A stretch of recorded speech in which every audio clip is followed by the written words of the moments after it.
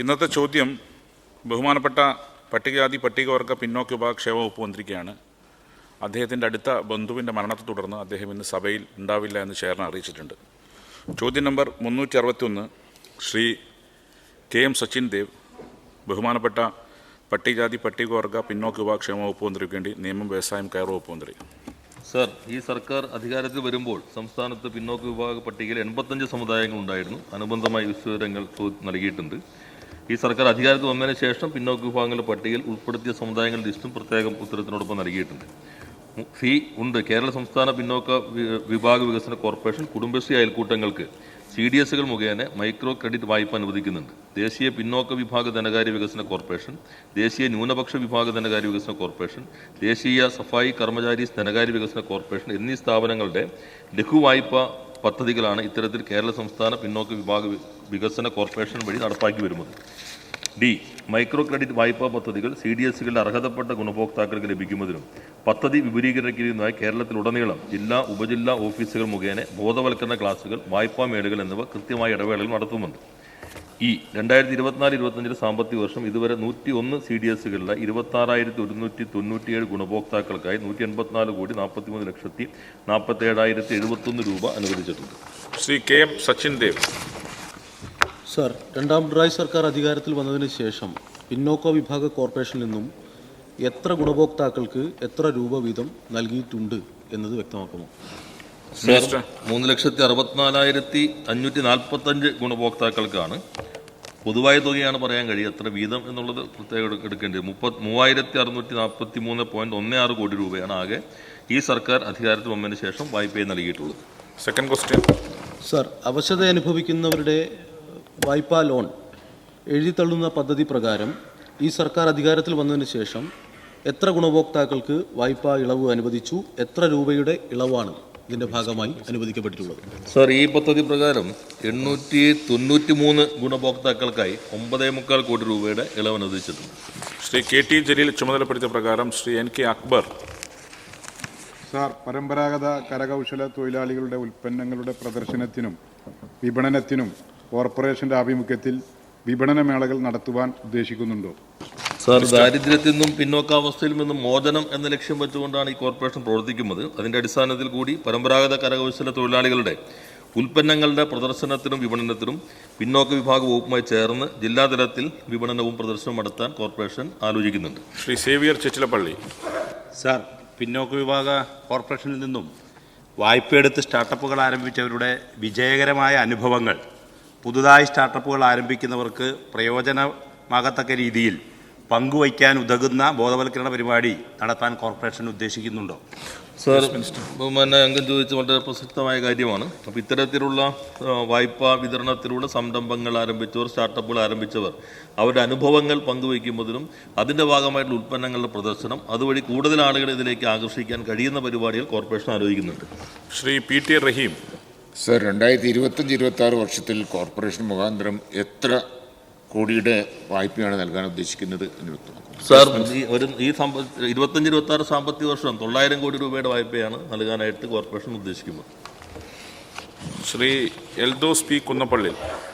Sir, ഈ government അധികാരത്തിൽ വന്നതിന് ശേഷം പട്ടികജാതി വിഭാഗങ്ങൾക്കുള്ള 500 കോടി രൂപയുടെ ലധികം പദ്ധതികൾ വെട്ടിച്ചുരുക്കുകയുണ്ടായി. സാർ, ഇത് വളരെ ഒരു ഗുരുതരമായ പ്രശ്നമാണ് ഈ വിഭാഗത്തോട് കാണിക്കുന്നത്. ഇനിയും ഇതുപോലെയുള്ള വെട്ടിച്ചുരുക്കലുകളുണ്ടോ? വെട്ടിച്ചുരുക്കിയ പണം ഇവർക്ക് തിരിച്ചു കൊടുക്കാനുള്ള പദ്ധതികളുണ്ടോ? പിന്നോക്ക വിഭാഗ കോർപ്പറേഷനുമായി ബന്ധപ്പെട്ടിട്ടാണ് മുഖ്യമായ ചോദ്യം. അദ്ദേഹം ചോദിച്ചത് മറ്റൊരു ചോദ്യമാണ്. ആ ചോദ്യത്തിൽ ഗവൺമെൻറ്റിൻ്റെ സമീപനം പിന്നോക്ക ജനവിഭാഗങ്ങൾ, SC വിഭാഗങ്ങൾക്ക് പരമാവധി സംരക്ഷണം നൽകുക, അവരെ ശാക്തീകരിക്കുക, അവരെ കുറെ കൂടി സംരംഭകരായും ആ രൂപത്തിൽ മാറ്റി തീർക്കുകയുമാണ് സർക്കാരിൻ്റെ താല്പര്യം. അതുകൊണ്ട് ഈ സഭയിൽ ചട്ടം 300 പ്രകാരം മുഖ്യമന്ത്രി നടത്തിയ പ്രസ്താവനയിൽ തന്നെ ഗവൺമെൻറ് സമീപനം വളരെ വ്യക്തമായി തന്നെ പ്രതിപാദിച്ചിട്ടുണ്ട്. ശ്രീ NA നെല്ലിക്കുന്ന്. സർ, 1947 മുമ്പ് ലത്തീൻ കത്തോലിക്ക വിശ്വാസികളായി ചേർന്നവർക്കും അവരുടെ പിൻതലമുറക്കും മാത്രമേ ലത്തീൻ കത്തോലിക്ക സർട്ടിഫിക്കറ്റ് ലഭിക്കുന്നുള്ളൂ. അതുകൊണ്ട് കാസർഗോഡ് ജില്ലയിലെ കൊങ്കണി സംസാരിക്കുന്ന ക്രിസ്ത്യൻ വിഭാഗത്തിന് OBC ജാതി സർട്ടിഫിക്കറ്റ് ലഭിക്കാത്ത പ്രയാസമുണ്ട്. അത് ബഹുമാനപ്പെട്ട മന്ത്രിയുടെ ശ്രദ്ധയിൽപ്പെട്ടിട്ടുണ്ടോ? ഇതിന് പരിഹാരം കാണാൻ ശ്രമിക്കുമോ? സാധാരണ OBC വിഭാഗത്തിൽ പെടുത്തുന്നതിനൊരു പ്രൊസീജിയർ ഉണ്ട്. ആ പ്രൊസീജിയർ പാലിച്ചുകൊണ്ട് തീരുമാനമെടുത്തു കഴിഞ്ഞാൽ അത് പിന്നീട് പൊതുഭരണ വകുപ്പാണ് ഗസറ്റ് നോട്ടിഫിക്കേഷൻ വഴി പ്രഖ്യാപിക്കുന്നത്. ഇതിനകത്ത് പ്രത്യേകമായിട്ട് അങ്ങ് പറഞ്ഞ പ്രശ്നം പരിശോധിക്കാം. ചോദ്യം നമ്പർ 362 പ്രൊഫസർ ആബിദ് ഹുസൈൻ തങ്ങൾ, ബഹുമാനപ്പെട്ട ജലവിഭവ വകുപ്പ് മന്ത്രി. സർ,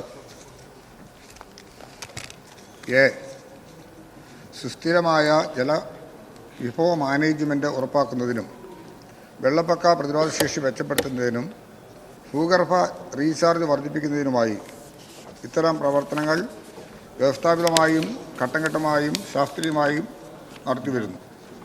പരമാവധി കാര്യക്ഷമതയും പൊതുജന പങ്കാളിത്തവും കൈവരിക്കുന്നതിനായി തദ്ദേശ സ്വയംഭരണ സ്ഥാപനങ്ങൾ, ജില്ലാ ദുരന്ത നിവാരണ അതോറിറ്റി, പ്രാദേശിക സമൂഹങ്ങൾ എന്നിവയുമായി ഏകോപനത്തിൽ പ്രവർത്തിക്കുന്ന ഒരു സംയോജിത സമീപനമാണ് വകുപ്പ് സ്വീകരിച്ചു വരുന്നത്. 2022 ഫെബ്രുവരിയിൽ ജലസേചന വകുപ്പിലെ എക്സിക്യൂട്ടീവ് എഞ്ചിനീയർമാരുടെ നേതൃത്വത്തിൽ ഒരു വലിയ തോതിലുള്ള ഡിസിൽറ്റേഷൻ പദ്ധതി ആരംഭിച്ചു. നദികളിലെ എക്കലും ചെളിയും നീക്കം ചെയ്യുന്നതിനായി വിവിധ ജില്ലാ നിർദ്ദിഷ്ട പദ്ധതികളും വകുപ്പ് നടപ്പാക്കുന്നുണ്ട്. എറണാകുളം ജില്ലയിൽ പെരിയാർ, മൂവാറ്റുപെരിയാർ, കടമ്പ്രയാർ നദികളിലും അവയുടെ പോഷക നദികളിലും അടിഞ്ഞുകൂടിയ ചെളിയും അവശിഷ്ടങ്ങളും നീക്കം ചെയ്യുന്നതിൽ ശ്രദ്ധ കേന്ദ്രീകരിച്ചുകൊണ്ട് കഴിഞ്ഞ 3 വർഷമായി ഓപ്പറേഷൻ വാഗിനി പദ്ധതി നടപ്പിലാക്കി വരുന്നു.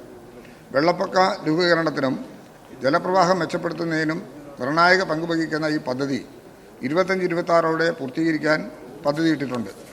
അതുപോലെ തൃശ്ശൂർ ജില്ലയിൽ കരുവന്നൂർ, കേച്ചേരി, പ്ലാക്കൽ നദികൾ ഡിസിൽറ്റേഷൻ പ്രവർത്തികൾ നടപ്പിലാക്കി വരുന്നുണ്ട്. ഇത് ഈ നദികൾക്ക് മൺസൂൺ പ്രവാഹം ഫലപ്രദമായി കൈകാര്യം ചെയ്യാൻ കഴിയുമെന്ന് ഉറപ്പാക്കുന്നു. തിരുവനന്തപുരം ജില്ലയിലെ കരമനയാർ, കിള്ളിയാർ, നെയ്യാർ, മാമം, വാമനപുരം, ഐരൂർ എന്നീ നദികളിലെ ഡിസിൽറ്റേഷൻ പ്രവർത്തികൾ വാർഷിക മൺസൂൺ മുന്നൊരുക്ക ഫണ്ട് ഉപയോഗിച്ച്, പ്ലാൻ ഫണ്ട് ഉപയോഗിച്ചും നടപ്പിലാക്കി വരുന്നുണ്ട്. പതിവ് മാലിന്യ നിർമ്മാർജ്ജന പ്രവർത്തനങ്ങൾക്ക് പുറമെ ചരിത്രപരമായി പ്രാധാന്യമുള്ള നദികളെ പുനരുജ്ജീവിപ്പിക്കുന്നതിനും അവയുടെ പാരിസ്ഥിതിക സന്തുലനാവസ്ഥ മെച്ചപ്പെടുത്തുന്നതിനുമായി നിരവധി പ്രധാന നദീ പുനരുദ്ധാരണ പദ്ധതികൾ ആരംഭിച്ചിട്ടുണ്ട്. തദ്ദേശ സ്വയംഭരണ സ്ഥാപനങ്ങളുമായി സഹകരിച്ച് ഇത്തിക്കര, കല്ലട നദികളിലെ വാർഷിക മഴക്കാല മുന്നൊരുക്ക പ്രവർത്തനങ്ങളും വകുപ്പ് നടത്തിവരുന്നു. അച്ചൻകോവിൽ, പമ്പയും ലീഡിംഗ് ചാനലും, മങ്കോട്ട, പമ്പ എന്നിവിടങ്ങളിൽ വിപുലമായ ഡിസിൽറ്റേഷൻ പദ്ധതികൾ ആസൂത്രണം ചെയ്തിട്ടുണ്ട്. അച്ചൻകോവിൽ നദിയിൽ 3.375 കിലോമീറ്റർ, പമ്പ നദിയിലും അതിൻ്റെ ലീഡിംഗ് ചാനലിലും 6 കിലോമീറ്റർ, മങ്കോട്ട, പമ്പ നദിയിൽ 5 കിലോമീറ്റർ എന്നിവിടങ്ങളിലെ ചെളി നീക്കം ചെയ്യുന്നതിനുള്ള ടെൻഡർ നടപടികൾ പൂർത്തീകരിച്ചു. പ്രസ്തുത പ്രവർത്തികൾ ആരംഭഘട്ടത്തിലാണ്. കുട്ടനാട്ടിൽ എക്കലും ചെളിയും അടിഞ്ഞുകൂടുന്നത് ജലചലനത്തെയും കാർഷിക ഉൽപ്പാദനക്ഷമതയെയും സാരമായി ബാധിക്കുന്നതിനാൽ restoration of ecosystem of Kuttanad in Alappuzha district phase 1 എന്ന പ്രവൃത്തിയുടെ 59.28 കോടി രൂപയുടെ DPR സർക്കാരിൽ ലഭ്യമായിട്ടുണ്ട്. ആയത് പരിശോധിച്ച് നടപടി സ്വീകരിക്കുന്നതാണ്. കൂടാതെ നിയോജക മണ്ഡലത്തിലെ വേമ്പനാട് കായലിൻ്റെ തീരങ്ങളുടെയും അനുബന്ധ ചാനലുകളുടെയും ആഴം കൂട്ടുന്നതിനായി 28.79 കോടിയുടെ വിശദമായ പദ്ധതി റിപ്പോർട്ട് സർക്കാരിൽ ലഭ്യമായിട്ടുണ്ട്. കോരപ്പുഴ അഴിമുഖം മുതൽ റെയിൽവേ പാലം വരെ 18 മീറ്റർ 1800 മീറ്റർ നീളത്തിൽ ചെളിയും എക്കലും നീക്കം ചെയ്യുന്ന പ്രവർത്തികൾ നിലവിൽ പുരോഗമിച്ചു വരികയാണ്. ദേശീയ ഹരിത ട്രൈബ്യൂണൽ ആക്ഷൻ പ്ലാനിൽ ഉൾപ്പെട്ട സംസ്ഥാനത്തെ ഏറ്റവും മലിനീകരിക്കപ്പെട്ട പുഴകളിലൊന്നായ കല്ലായി പുഴയുടെ പുനരുദ്ധരണത്തിനായി കോഴിക്കോട് മുനിസിപ്പൽ കോർപ്പറേഷൻ്റെ നഗരീയ ഫണ്ട് വിനിയോഗപ്പെടുത്തി ചെളി നീക്കം ചെയ്യുന്ന പ്രവൃത്തി ആരംഭിച്ചിട്ടുണ്ട്. നദികളുടെ ഡിസിൽറ്റേഷന് പുറമെ വെള്ളപ്പൊക്ക നിയന്ത്രണത്തിനും ജലസംഭരണത്തിനും ചെക്ക് ഡാമുകളിലെയും റെഗുലേറ്ററുകളിലെയും ചെളി നീക്കം ചെയ്യുന്നതിനും വകുപ്പ് ശ്രദ്ധ കേന്ദ്രീകരിച്ചിട്ടുണ്ട്. ഈ ശ്രമങ്ങളുടെ ഭാഗമായി പൂക്കോട്ടുമണ്ണ് RCBയിൽ നിന്ന് ഏതാണ്ട് 30,970.40 ഘനമീറ്റർ ചെളിയും ചെറുതുരുത്തി ചെക്ക് ഡാമിൽ നിന്ന് 15,744.985 ഘനമീറ്റർ ചെളിയും മഞ്ഞുമേൽ റെഗുലേറ്ററിൽ നിന്ന് 660 ഘനമീറ്റർ ചെളിയും പുറപ്പള്ളിക്കാവ് റെഗുലേറ്ററിൽ നിന്ന് 2,600 ഘനമീറ്റർ ചെളിയും നീക്കം ചെയ്തിട്ടുണ്ട്. വെളിയാംകണ്ട് റെഗുലേറ്ററിന്റെ ഇൻസ്റ്റലേഷൻ നടപടി ടേബിൾ ചെയ്തോ? ലെങ്തിയാണ്. 5 minute. Professor Abid Hussain Thangal. Sir, ഭാരതപ്പുഴയടക്കം ഒട്ടേറെ സ്ഥലങ്ങളിൽ നിന്ന്, പ്രത്യേകിച്ച് കുറ്റപ്പുറത്തെ പ്രദേശത്ത് നിന്നും കേരളത്തിലെ പുഴകളിൽ നിന്നും എക്കലും ചെളിയും മണലും ഒക്കെ നീക്കം ചെയ്യുന്നതിനാവശ്യമായ ടെൻഡർ നടപടികൾ പുരോഗമിച്ചിട്ടുണ്ടെന്നാണ് അറിയുന്നത്. ഏകദേശം കുറ്റപ്പുറത്തെ RCBയുടെ തൊട്ടടുത്ത് നിന്ന് 250 കോടി രൂപയ്ക്ക് ഗുജറാത്തിലെ ARS കമ്പനി ടെൻഡർ എടുത്തിട്ടുണ്ടെന്നാണ് പത്ര റിപ്പോർട്ട് കാണുന്നത്. സർ, ഈ പാലത്തിൻ്റെയും പുഴയുടെയും RCBയുടെയും ഒക്കെ സുരക്ഷ ഉറപ്പാക്കിയിട്ടൊക്കെ ആണെങ്കിൽ ആളുകൾക്ക് അതിൽ എതിർപ്പുണ്ടാകില്ല. നേരത്തെ ഗ്രീൻ ട്രിബ്യൂണൽ ഈ പുഴയിൽ നിന്ന് മണ്ണെടുക്കുന്ന നിരോധിച്ചിട്ടുമുണ്ട്. സർ, ഈ ജനങ്ങളുടെ ആശങ്ക അകറ്റിയും അതോടൊപ്പം തന്നെ അവരെ വിശ്വാസത്തിലെടുത്തും ഈ പ്രവർത്തനം നടത്താൻ സാധിക്കുകയും ചെയ്താൽ അതിനാവശ്യമായ പാരിസ്ഥിതിക പഠനം നടത്തിയിട്ടുണ്ടോ? ഇല്ലെങ്കിൽ ആവശ്യമായ പാരിസ്ഥിതിക പഠനം നടത്തി ജനങ്ങളുടെ ആശങ്ക അകറ്റി ആ പ്രവർത്തനത്തിൽ മുന്നോട്ട് പോകാനുള്ള തയ്യാറെടുപ്പ് ഗവൺമെൻറ് നടത്തുമോ? Yes minister. നമുക്കിതിൻ്റെ ആവശ്യം വേണ്ടി വരുന്ന ഇത്തരം ബോർഡുകളോട് ചേർന്ന് കിടക്കുന്ന പ്രദേശത്ത് അതിൻ്റെ അപ്സ്ട്രീമിലും ഡൗൺ സ്ട്രീമിലും ആ വാട്ടർ ബോഡിയിൽ ഉണ്ടായിരിക്കുന്ന RCB ആണെങ്കിലും ബന്ധപ്പെട്ട പ്രവർത്തികളാണെങ്കിലും അതിൻ്റെ സുരക്ഷയ്ക്കും കൂടി ഇതാവശ്യമാണ്. അതുകൊണ്ടാണ് ആ പ്രവൃത്തി ചെയ്യേണ്ടി വരുന്നത്. അത് ആ നിലയിൽ എക്കലും ചെളിയും മാറ്റി അത് ജലസംഭരണ ശേഷിയുടെ കാര്യത്തിലാണെങ്കിലും അത് നിലനിൽപ്പിൻ്റെ കാര്യത്തിലാണെങ്കിലും അത് ആവശ്യമാണെന്നുള്ള ബോധ്യത്തോടുള്ള പഠനത്തിനും കൂടി പശ്ചാത്തലത്തിലാണ് ആ പ്രവൃത്തി ഏറ്റെടുത്തിട്ടുള്ളത്. എക്കലും ചെളിയും നീക്കം ചെയ്യേണ്ടത് ആവശ്യമാണ്. അത് ആ നിർമ്മാണ പ്രവർത്തനത്തെ കാര്യക്ഷമമായി ബാധിക്കും. അതുകൊണ്ട് അത് ദീർഘദൂരം ചെയ്യുക എന്നുള്ളതല്ല, അവരോട് ചേർന്ന് കിടക്കുന്ന പ്രദേശങ്ങളിൽ മാത്രമാണ് ഇത്തരം പ്രവർത്തികൾ ഏറ്റെടുത്ത് നടപ്പിലാക്കി വരുന്നത്. Second question. സർ, ഈ റെഗുലേറ്ററുകളുടെയും ചെക്ക് ഡാമുകളുടെയും നിശ്ചിത പരിധികളിൽ നിന്ന് മാറിയിട്ടല്ലാതെ ഈ എക്കലും ചെളിയും മണലും ഒക്കെ നീക്കം ചെയ്താൽ ആ റെഗുലേറ്ററുകളുടെയും സുരക്ഷയെ ബാധിക്കുന്നതാണ്. കൂടാതെ പുഴകളുടെ സ്വാഭാവിക അടിത്തട്ട് കവിഞ്ഞ് ചെളിയും എക്കലും നീക്കം ചെയ്താൽ വാട്ടർ ടേബിൾ താഴുകയും തൊട്ടടുത്ത കിണറുകളെ തന്നെ അത് ബാധിക്കുകയും ചെയ്യും. സർ, അതുകൊണ്ട് റെഗുലേറ്ററുടെയും ചെക്ക് ഡാമുകളുടെയും സുരക്ഷയെ ഉറപ്പാക്കി അതിന് യാതൊരു പ്രയാസവും വരില്ല എന്ന ഉറപ്പ് വരുത്തിക്കൊണ്ട് ആ രീതിയിൽ മണൽ ഖനനം നടത്തുന്നതിന് ആവശ്യമായ നിലപാട് സ്വീകരിക്കാൻ കഴിയുമോ എന്നതാണ് മിനിസ്റ്റർ. ഒന്നാമത്തെ കാര്യം, മണൽ ഖനനം നടത്തുന്നില്ല. എക്കലും ചെളിയും മാറുക എന്നുള്ള പ്രവൃത്തി മാത്രമാണ് ഇറിഗേഷൻ ഡിപ്പാർട്ട്മെൻറ്റിൻ്റെ പരിധിയിൽപ്പെട്ടിട്ടുള്ളത്. അതിൻ്റെ അടിത്തട്ടിൽ ഇത്തരം കാര്യങ്ങൾ പഠനം നടത്തിയതിന് ശേഷമാണ് ഇക്കാര്യങ്ങൾ നടത്തുന്നത്. ആ പഠനത്തിന് ശേഷം ഒരു അതിൻ്റെ നടത്താനായിട്ട് നമുക്ക് സാധിക്കുകയില്ല. അത് ഈ റെഗുലേറ്ററിൻ്റെയും RCBകളുടെയും എല്ലാം സുരക്ഷയെയും അതിൻ്റെ പ്രശ്നങ്ങളെയും എല്ലാം പരിഹരിക്കാൻ ആവശ്യമാണെന്നുള്ളത് കൊണ്ട് തന്നെയാണ് അത്തരം പ്രവർത്തനം ഏറ്റെടുക്കേണ്ടി വരുന്നത്. അതിന് വിശദമായ പഠനം നടത്തിയിട്ടുണ്ട്. പഠനത്തിനും കൂടി പശ്ചാത്തലത്തിലാണ് ഇത്തരം കാര്യങ്ങൾ നടത്തിയിട്ടുള്ളത്. ചില കാര്യങ്ങളിൽ കോടതി ഇടപെടൽ ഉണ്ടായിട്ടുണ്ട്. കോടതി ഇടപെടൽ ഉണ്ടായിട്ടുള്ള കാര്യങ്ങളിൽ കോടതിയെയും കൂടി അറിയിക്കേണ്ടതായിട്ടുണ്ട്. കോടതിയെയും ഇക്കാര്യം അറിയിച്ചിട്ടുണ്ട്. അപ്പോൾ കോടതിയുടെയും കൂടി അറിവിൽപ്പെടുത്തിയ ഒരു കാര്യം എന്ന നിലയിൽ അതിൻ്റെ കൂടി പശ്ചാത്തലത്തിലായിരിക്കും തീരുമാനം കൈക്കൊള്ളുന്നത്. ശ്രീ മഞ്ഞളാംകുവേലി.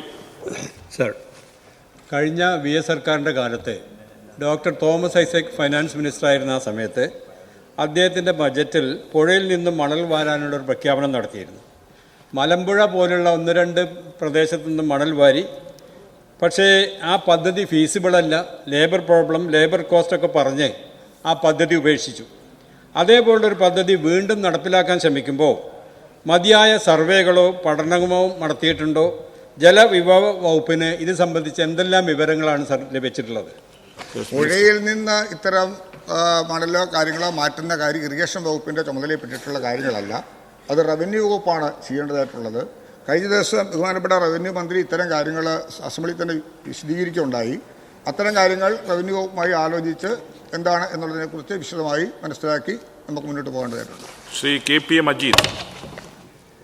സർ, ഈ മണൽ വാരൽ സംബന്ധിച്ച് ശരിക്കും റവന്യൂ മന്ത്രിയാണ് മറുപടി പറയേണ്ടതെന്ന്. അത് സംബന്ധിച്ചുള്ള ഫണ്ട് പോകുന്ന RMFിലേക്കാണ്. ഈ RMF ഫണ്ട് വിനിയോഗിക്കുന്നതിന് ഒരു കമ്മിറ്റിയൊക്കെ ഉണ്ട് ജില്ലാ തലത്തിൽ. വാസ്തവത്തിൽ MLAമാർക്ക് പ്രായത്തില്ല, ഒരു ജനകീയ കമ്മിറ്റിയായിട്ട് ഉണ്ടാക്കിയതാണ്. അതുകൊണ്ട് അവർ ഈ വർക്ക് കൊടുക്കുന്ന സംബന്ധിച്ചുള്ള പ്രയോറിറ്റിയോ മറ്റു കാര്യങ്ങളോ വ്യക്തത ഇല്ല രീതിയിലാണ് ചെയ്യുന്നത്. അതുകൊണ്ട് അങ്ങനെ രൂപീകരിക്കുന്ന കമ്മിറ്റിയിൽ MLAമാർ ഉൾപ്പെടുത്തി ഫലപ്രദമാക്കാൻ വേണ്ടി നടപടിയെടുക്കുമോ? റവന്യൂ മന്ത്രി ആണ് ഇതിൻ്റെ അതിലേക്ക് തോന്നുന്നത്. അത് റവന്യൂ വകുപ്പാണ് റിവർ മാനേജ്മെൻറ്റ് ഫണ്ടിൻ്റെ കാര്യങ്ങളെക്കുറിച്ച് ചെയ്യുന്നത്. അദ്ദേഹം കഴിഞ്ഞ ദിവസം മറുപടി പറഞ്ഞപ്പോഴും ബഹുമാനപ്പെട്ട മന്ത്രി ഇവിടെ പറഞ്ഞ ഒരു MLAയുടെ മണ്ഡലത്തിൽ അത്തരം കാര്യങ്ങൾ ആ ഫണ്ട് വിനിയോഗിച്ച് ചെയ്യാൻ സാധിക്കുമെന്ന് മറുപടി പറയുന്നത് ശ്രദ്ധിക്കുകയുണ്ടായി. അത് കുറേ കൂടി കാര്യക്ഷമമായി മുന്നോട്ട് കൊണ്ടുപോകുന്നതിന് റവന്യൂ വകുപ്പ് ഇപ്പം പഴയതിനേക്കാൾ ജാഗ്രത പുലർത്തിയിട്ടുണ്ട്. അത് കുറേയേറെ ജനങ്ങൾക്ക് ആശ്വാസകരമായിരിക്കും. തീരങ്ങളെ സംരക്ഷിക്കുവാനും അതോടൊപ്പം തന്നെ കൃഷിയിടങ്ങളെ സംരക്ഷിക്കുവാനും നിലവിൽ ഇത്തരം കാര്യങ്ങൾ ചെയ്യുന്നതിനും നിലവിൽ ജില്ലാ കളക്ടറുടെ തന്നെ അധ്യക്ഷതയിൽ കൂടുന്ന ഒരു സമിതിയാണ് ഇത്തരം കാര്യങ്ങൾ ചിന്തിക്കുന്നത്. അത് തീർച്ചയായിട്ടും റവന്യൂ മന്ത്രിയുമായിട്ട് ആലോചിച്ച് കാര്യക്ഷമമായ പ്രവർത്തനങ്ങൾ ഇടപെടൽ നടത്തുന്നതിന് ആവശ്യമായ നടപടി സ്വീകരിക്കാവുന്നതാണ്. ശ്രീ പി ഉബൈദുള്ള. സർ, 2018-19 കാലത്തുണ്ടായ പ്രളയത്തിൽ നദീതീരങ്ങളിൽ പ്രത്യേകിച്ച് മധ്യ കേരളത്തിലെ നദികളിൽ വലിയ തോതിൽ മണലും എക്കലും അടിഞ്ഞുകൂടിയിരുന്നു. അങ്ങനെ അടിഞ്ഞുകൂടിയ മണൽ, എക്കൽ എന്നിവ നീക്കം ചെയ്യാൻ കരാർ നൽകിയിരുന്നോ? കരാർ നൽകും മുമ്പ് ഓരോ സ്പോട്ടിലെയും അളവ് തിട്ടപ്പെടുത്തിയിരുന്നോ? എങ്കിൽ കരാർ പ്രകാരം നീക്കം ചെയ്ത മണലിൻ്റെ സീനിയറേജ് ഇനത്തിൽ എത്ര തുക ലഭിച്ചിട്ടുണ്ട്? Yes minister. നമുക്ക് അങ്ങനെ വന്നൊരു സാഹചര്യം വളരെ കറക്റ്റാണ്. അതാണ് നമ്മൾ പൊതുവെ മനസ്സിലാക്കേണ്ടതായിട്ടുള്ളത്. 2018-19 കുറേ നമുക്ക് വ്യക്തമായി ഫീൽ ചെയ്യപ്പെട്ടത്. അതിൻ്റെ ഭാഗമായി കേരളത്തിലെ പുഴകളും നദികളും കൈവരികളും എല്ലാം എടുത്ത് അവിടുത്തെ എക്കലും ചെളിയുമെല്ലാം മാറ്റപ്പെടുത്തുന്നത് ആ വാട്ടർ ബോഡി പഴയ രീതിയിലാക്കുന്നതിനും ഇരു സൈഡും സംരക്ഷിക്കുന്നതിനും ഒക്കെ കാര്യമായ മാറ്റങ്ങൾക്ക് ഒരു നേട്ടമാകും എന്ന് കണക്കാക്കി നമ്മളൊരു തീരുമാനമെടുത്തു. ഏകദേശം 3 കോടി ഘനമീറ്റർ എക്കലും ചെളിയും മാറ്റേണ്ടി വരുമെന്നാണ് നമ്മളന്ന് എടുത്ത തീരുമാനം. ഇതിൻ്റെ ഭാഗമായി 1 കോടി ഘനമീറ്റർ എക്കലും ചെളിയും മാറ്റി. പക്ഷേ വന്നൊരു വിഷയം, ഇതെല്ലാം കളക്ട് ചെയ്ത് പുറത്തിട്ടു. ഇതൊന്നും എടുത്തുകൊണ്ട് പോകാൻ ആളില്ല. നമുക്ക് ലേലം ചെയ്യാനായിട്ട് എടുക്കുമ്പം സ്വീകരിക്കാൻ ആളില്ല. അങ്ങനെയൊക്കെയുള്ള വിഷയങ്ങൾ രൂപപ്പെട്ടു. ഇനിയും ഈ എക്സസൈസ് തുടരുകയാണ് ചെയ്യേണ്ടത്. അതിനുവേണ്ടി എന്ത് ചെയ്യാൻ പറ്റുമെന്നൊരു സ്റ്റാൻഡേർഡ് ഓപ്പറേറ്റിംഗ് പ്രൊസീജിയർ നമ്മൾ ഇതുമായി ബന്ധപ്പെട്ട് എടുക്കേണ്ട ഒരു സ്ഥിതിവിശേഷമുണ്ട്.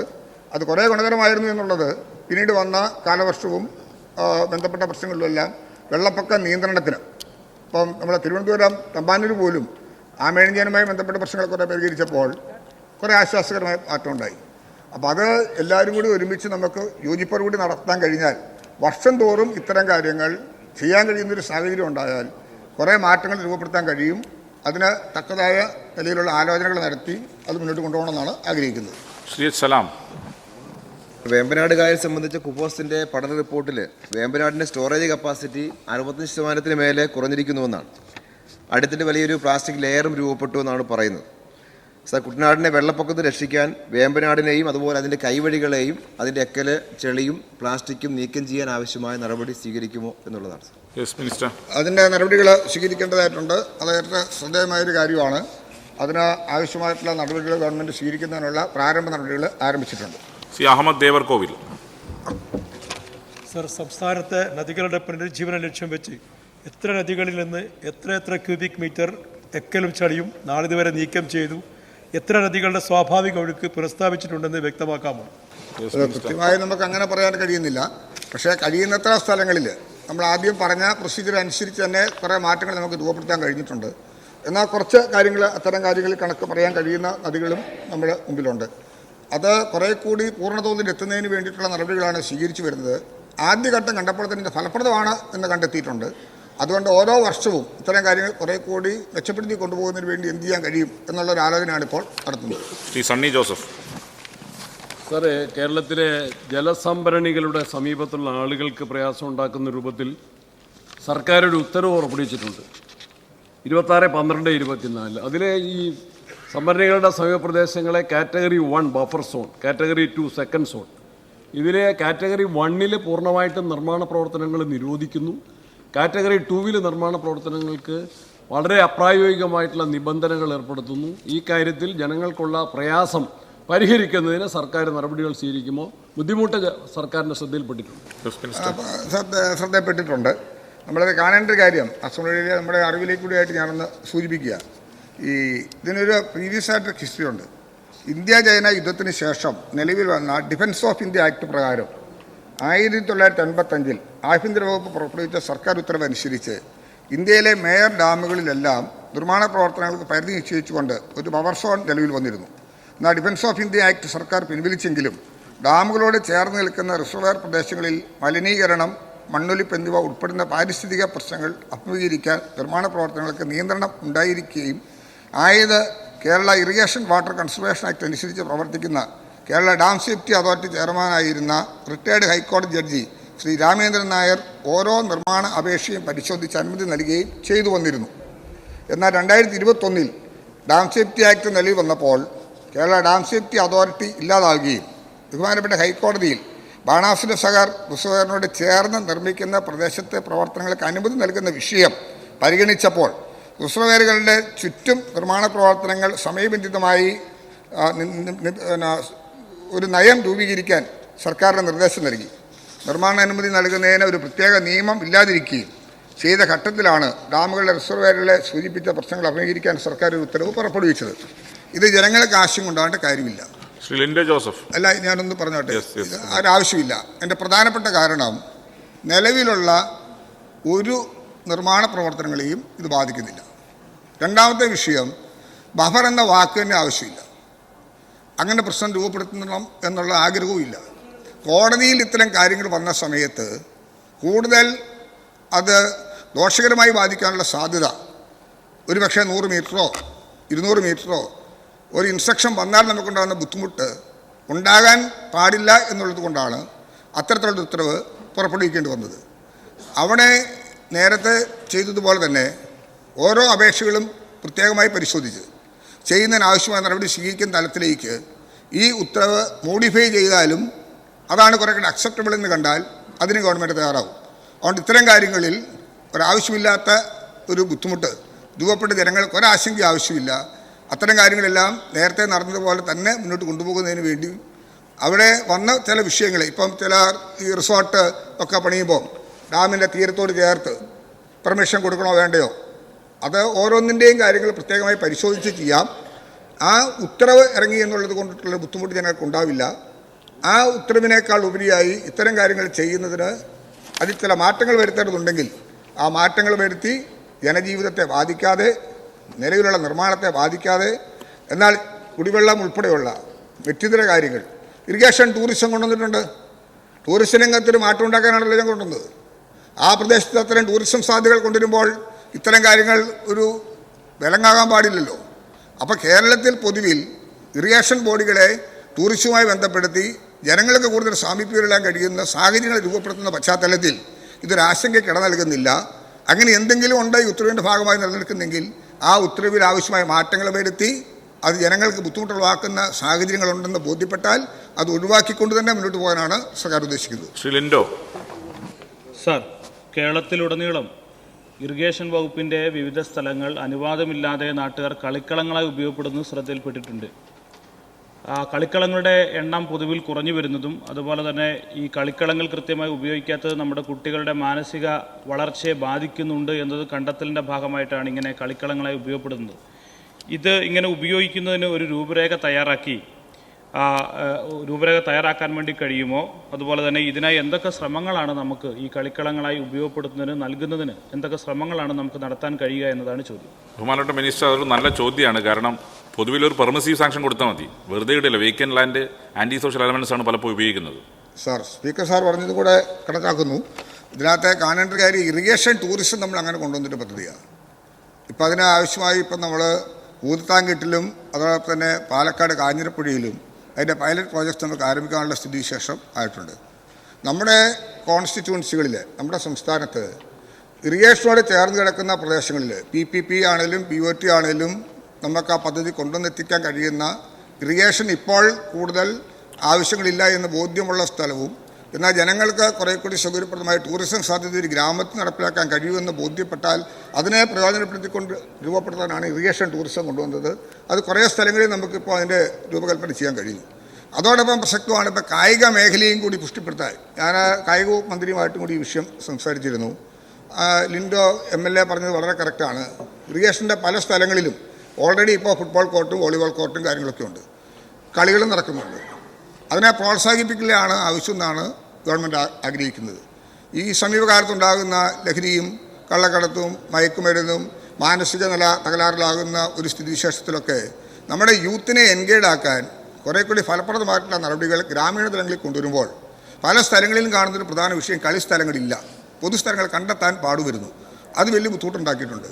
അപ്പോൾ ഇറിഗേഷൻ ഡിപ്പാർട്ട്മെൻറ്റിന് സമീപകാലങ്ങളിൽ ആവശ്യം അടുത്ത പ്രധാനങ്ങളൊന്നും ഇല്ല എന്ന് ബോധ്യപ്പെട്ടാൽ അവിടെ ഈ പറഞ്ഞ പോലെ ഒരു പെർമിഷൻ സാക്ഷൻ കൊടുത്ത് അവിടെ ടെമ്പററി ആയിട്ടുള്ള ചില കൺസ്ട്രക്ഷൻസ്, ഇപ്പോൾ വോളിബോളാണ് നെറ്റും കോർട്ടും വേണ്ടി വരും, അത്തരത്തിലുള്ള ചില കാര്യങ്ങളെല്ലാം രൂപപ്പെടുത്തി ചെയ്യുന്നതിന് പഞ്ചായത്തോ മുനിസിപ്പാലിറ്റിയോ കോർപ്പറേഷനോ അത്തരം കാര്യങ്ങളിൽ താല്പര്യപൂർവ്വം അപേക്ഷ വെച്ചാൽ അത് അവിടുത്തെ സാഹചര്യം കൂടിയായി പരിഗണിച്ചുകൊണ്ട് നമുക്ക് ഈ കാര്യം പോസിറ്റീവായി എടുക്കാൻ കഴിയും. അത് കേരളത്തിലുടനീളം നമുക്ക് യൂത്തിനെ കുറേ കൂടി എൻഗേജ് ചെയ്യാനായിട്ടും നമുക്ക് യുവജനങ്ങളെ കുറേ കൂടി പ്രോത്സാഹനജനകമായി ഈവനിങ് ടൈം പ്രയോജനപ്പെടുത്താൻ കഴിയത്തക്ക ഒരു സാഹചര്യത്തിന് ഇടം കൊടുക്കും എന്നുള്ളത് കൊണ്ട് അത് പരിഗണിക്കാൻ കഴിയുമെന്ന് തന്നെയാണ് സ്ഥിതിക്കുന്നത്. ചോദ്യം നമ്പർ 363 ശ്രീ അൻവർ സാദത്ത്, ബഹുമാനപ്പെട്ട മത്സ്യബന്ധനം, സാംസ്കാരികം, യുവജനം കാര്യ വകുപ്പ് മന്ത്രി. സാറേ, ശ്രദ്ധയിൽപ്പെട്ടിട്ടുണ്ട്. യുവജനങ്ങൾക്കിടയിൽ ആത്മഹത്യാ പ്രവണത വർദ്ധിക്കുന്ന സാഹചര്യത്തിൽ യുവജനങ്ങളുടെ മാനസികാരോഗ്യം ശക്തിപ്പെടുത്തുക എന്ന ലക്ഷ്യത്തോടെ കേരള സംസ്ഥാന യുവജന കമ്മീഷന്റെ ആഭിമുഖ്യത്തിൽ 18-നും 40-നും പ്രായമുള്ള യുവജനങ്ങളിൽ കഴിഞ്ഞ 5 വർഷത്തിനിടെ നടന്ന ആത്മഹത്യകൾ പഠനവിധേയമാക്കിയ എല്ലാ ജില്ലകളിലുമായി 800-ലധികം ആത്മഹത്യകളെ സംബന്ധിച്ച് വിദഗ്ധ സംഘം ശാസ്ത്രീയ പഠനം നടത്തി റിപ്പോർട്ട് സമർപ്പിച്ചിട്ടുണ്ട്. കൂടാതെ തൊഴിലിടങ്ങളിലെ യുവജനങ്ങളുടെ മാനസികാരോഗ്യത്തെ സംബന്ധിച്ചും യുവജന കമ്മീഷന്റെ ആഭിമുഖ്യത്തിൽ ശാസ്ത്രീയ പഠനം നടത്തി mental health of youth at work എന്ന പേരിൽ തയ്യാറാക്കിയ പഠന റിപ്പോർട്ട് സർക്കാരിന് നൽകിയിട്ടുണ്ട്. IT, media, insurance, banking, retail, industrial എന്നീ തൊഴിൽ മേഖലകളിൽ ജോലി ചെയ്യുന്ന 18-നും 40-നും ഇടയിൽ പ്രായമുള്ള 1548 യുവജനങ്ങളെ പങ്കെടുപ്പിച്ചുകൊണ്ടാണ് സർവേ നടത്തിയത്. നിലവിൽ യുവജന കമ്മീഷന്റെ ആഭിമുഖ്യത്തിൽ തയ്യാറാക്കിയിട്ടുള്ള ശാസ്ത്രീയ പഠന റിപ്പോർട്ടിന്റെ അടിസ്ഥാനത്തിൽ യുവതലമുറ ഇത്തരം മാനസികാവസ്ഥയിൽ നിന്ന് മോചിപ്പിക്കുന്നതിന് കർമ്മ പദ്ധതികൾ ആവിഷ്കരിച്ചു വരുന്നു. യുവജനങ്ങളുടെ മാനസിക പ്രശ്നങ്ങളെ സമഗ്രമായി അഭിസംബോധന ചെയ്യുക എന്ന ലക്ഷ്യത്തോടെ 2024 ജനുവരി 31, ഫെബ്രുവരി 1 തീയതികളിലും 25 മാർച്ച് 3, 4 തീയതികളിലും യുവജന കമ്മീഷൻ ആഭിമുഖ്യം ദേശീയ സെമിനാറുകൾ സംഘടിപ്പിച്ചു. ദേശീയ സെമിനാറിനോടൊപ്പം എല്ലാ ജില്ലകളിലും സർവകലാശാലകളിലും പ്രാദേശിക ഇടങ്ങളിലും ആത്മഹത്യാ പ്രതിരോധത്തിനായി സെമിനാറുകളും കമ്മീഷൻ സംഘടിപ്പിക്കുന്നുണ്ട്. ഇന്ന് ഒരു സാമൂഹ്യ വിപത്തായി മാറിക്കൊണ്ടിരിക്കുന്ന മയക്കുമരുന്നിൻ്റെ ഉപയോഗം യുവാക്കളുണ്ടാക്കുന്ന മാനസികവും ആരോഗ്യപരമായ പ്രശ്നങ്ങൾ വളരെ വലുതാണ്. മയക്കുമരുന്നിൻ്റെ ഉപയോഗം തടയുന്നതിന് ബോധവൽക്കരണ പ്രവർത്തനങ്ങൾ വളരെ പ്രാധാന്യം അർഹിക്കുന്നതാണ്. നോ ടു ഡ്രഗ്സ് എന്ന മുദ്രാവാക്യം ഉയർത്തി കേരള സർക്കാർ സംഘടിപ്പിച്ച മയക്കുമരുന്നിനെതിരെ ജനകീയ പ്രതിരോധം ഒരുക്കുവാനുള്ള വിപുലമായ പദ്ധതിയിൽ കേരള സംസ്ഥാന യുവജനക്ഷേമ ബോർഡ് മുഖേന പങ്കാളിയായിട്ടുണ്ട്. ഇതിൻ്റെ ഭാഗമായി 2022 മാർച്ച് 30-ന് 140 നിയമസഭാ മണ്ഡലങ്ങളിലും ലഹരി ഉപയോഗത്തിനെതിരായി ജനസഭ എന്ന പേരിൽ ജനകീയ കൂട്ടായ്മ സംഘടിപ്പിക്കുകയുണ്ടായി. പ്രസ്തുത പരിപാടിയിൽ മയക്കുമരുന്നിൻ്റെ ദൂഷ്യ വശങ്ങളെക്കുറിച്ചുള്ള പ്രഭാഷണങ്ങൾ, ലഹരി വിരുദ്ധ പ്രതിജ്ഞ, ദീപം തെളിയിക്കൽ തുടങ്ങിയ സംഘടിപ്പിച്ചു. മന്ത്രിമാർ, MLA മാർ, ജനപ്രതിനിധികൾ, പ്രമുഖ വ്യക്തികൾ, പോലീസ്, എക്സൈസ് മേധാവികൾ, ആരോഗ്യരംഗത്തെ പ്രമുഖർ തുടങ്ങിയ പ്രസ്തുത പരിപാടിയിൽ സംബന്ധിക്കുകയുണ്ടായി. കൂടാതെ 2022 ഒക്ടോബർ മുതൽ 23 ജനുവരി വരെ നീണ്ടുനിന്ന വിവിധങ്ങളായ ക്യാമ്പയിനുകൾ യുവജനക്ഷേമ ബോർഡ് സംഘടിപ്പിക്കുകയുണ്ടായി.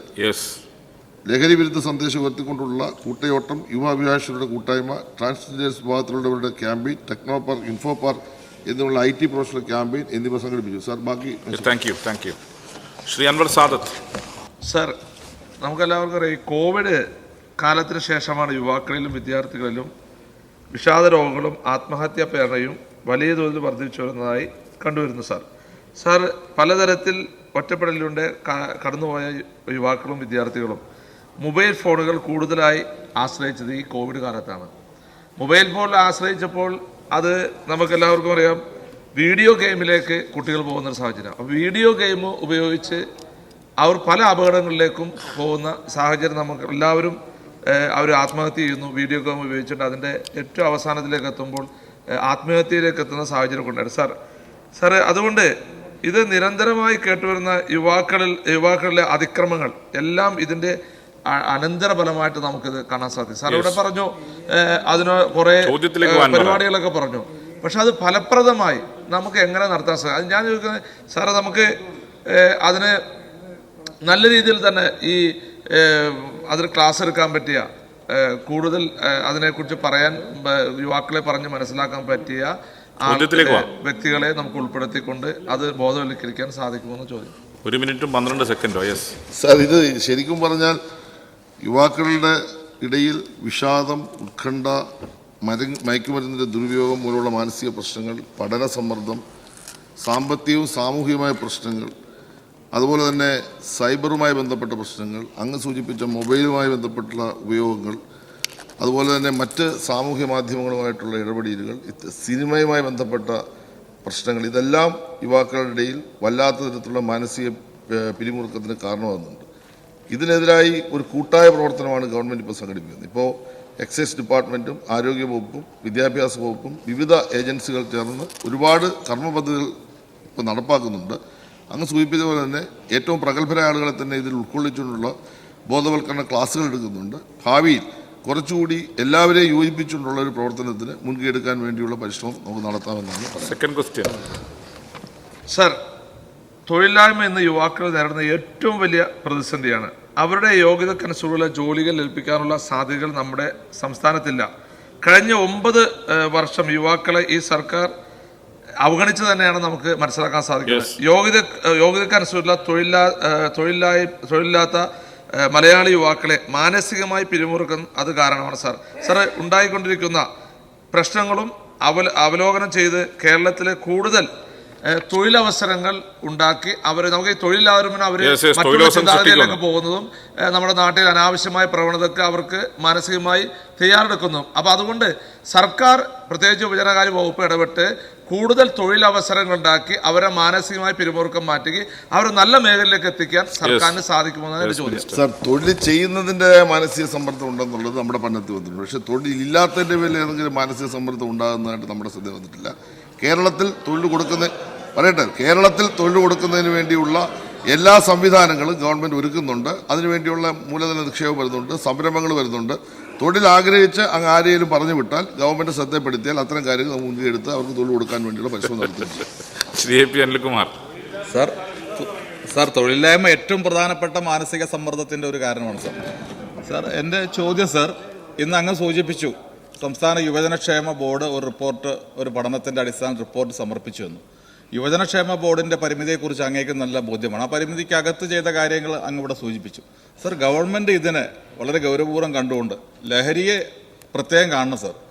ഇതിനകത്തുനിന്നുണ്ടായിട്ടുള്ളൊരു കാര്യം എന്ന് പറയുന്നത് ചെറിയൊരു പരാജയമുണ്ടായാൽ, എന്തെങ്കിലും റിജക്ഷൻ ഉണ്ടായിക്കഴിഞ്ഞാൽ, അത് SSLC പരാജയമാവട്ടെ, ഹയർ സെക്കൻഡറി പരാജയമാവട്ടെ, അല്ലെങ്കിൽ പ്രണയ നിരാസമാവട്ടെ, ഏതായാലും വളരെ പെട്ടെന്ന് കുട്ടികൾ അതിവൈകാരികതയിലേക്ക് പോവുകയും കൊലപാതകവും ആത്മഹത്യയും ഒക്കെ വരുന്നൊരു സാഹചര്യം ഉണ്ടാവുകയാണ്. അതുകൊണ്ട് ഈ ഒരു കാര്യത്തെക്കുറിച്ച് ഗവൺമെൻറ് പ്രത്യേകം പരിശോധിച്ച് ഒരു പഠനം നടത്തി അത് പരിഹരിക്കാൻ ആവശ്യമായ എന്തെങ്കിലും നടപടി ഗവൺമെൻറ്റിൻ്റെ ഭാഗത്തുണ്ടാകുമോ?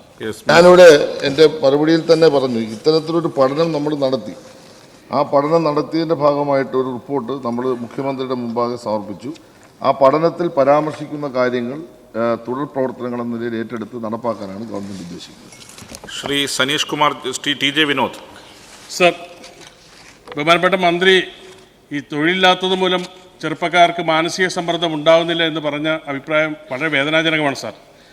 IT മേഖലയിൽ അടക്കം ജോലി ചെയ്യുന്ന യുവാക്കൾ ജോലി സമ്മർദ്ദം വർദ്ധിച്ചു വരുന്നു എന്ന് അടുത്ത കാലത്ത് നടത്തിയിട്ടുള്ള സംഭവങ്ങൾ തെളിയിക്കുകയാണ് സാർ. സ്ത്രീകളടക്കം 8 മണിക്കൂർ അധികം ജോലി ചെയ്യുകയും നൈറ്റ് ഷിഫ്റ്റ് അടക്കം ജോലിയിൽ പോകേണ്ട അവസ്ഥയുമാണ് ഇന്ന് നിലനിൽക്കുന്നത്. ഈ അടുത്ത കാലത്ത് പൂനെയിൽ ഒരു അന്താരാഷ്ട്ര കമ്പനിയിൽ ജോലി ചെയ്യുന്ന ഒരു മലയാളി പെൺകുട്ടി ആത്മഹത്യ, IT മേഖലയിലെ ചൂഷണം വലിയ ചർച്ചയായിരുന്നു. ചോദ്യത്തിലേക്ക് വാ. കേരളത്തിലെ IT പാർക്കുകളും സമാന സ്ഥിതിയാണ്. ഇത് പരിഹരിക്കുന്നതിന് ആവശ്യമായ പഠനം നടത്തിയെന്ന് മന്ത്രിയുടെ റിപ്പോർട്ടിലുണ്ട്. ഇത്തരം നടപടികൾ സ്വീകരിക്കുന്ന കമ്പനികൾക്കെതിരെ എന്ത് നടപടിയാണ് സ്വീകരിക്കാൻ ഗവൺമെന്റ് ഉദ്ദേശിച്ചത്? സർ, ഞാൻ പറഞ്ഞതിനെ അങ്ങ് തെറ്റിദ്ധരിച്ച് സംസാരിച്ചു. തൊഴിലില്ലായ്മയെ പറ്റി പറഞ്ഞ കൂട്ടത്തിൽ യഥാർത്ഥത്തിൽ തൊഴിൽ ചെയ്യുന്ന മേഖലയിലെ സമ്മർദ്ദങ്ങൾ, പ്രയാസങ്ങൾ, മാനസികാവസ്ഥയ്ക്ക് മാറ്റം വരുത്താൻ ഇടവരുത്തുന്നു തന്നെയാണ് ഞാൻ പറഞ്ഞത്. എന്നാൽ കേരളത്തിൽ തൊഴിലില്ലായ്മയുടെ പേരിൽ ആരെങ്കിലും സമ്മർദ്ദം ഉണ്ടായി, ഏതെങ്കിലും തരത്തിൽ മാനസിക പ്രയാസം ഉണ്ടായി, അങ്ങനെ കേരളത്തിൽ ആളുകൾ അരിഞ്ഞു തിരിഞ്ഞ് നടക്കുന്നതായിട്ട് ഒരു കാര്യം എൻ്റെ ശ്രദ്ധയിൽപ്പെടാത്ത കാര്യം ഞാൻ അങ്ങോട്ട് സമ്മതിക്കാൻ പറ്റും. അതാ ഞാൻ പറഞ്ഞു. അങ്ങേക്ക് അങ്ങനെ എന്തെങ്കിലും ഒരു തെളിവുണ്ടെങ്കിൽ തന്നു കഴിഞ്ഞാൽ നമുക്കത് പരിശോധിച്ച് പരിഹരിക്കാം.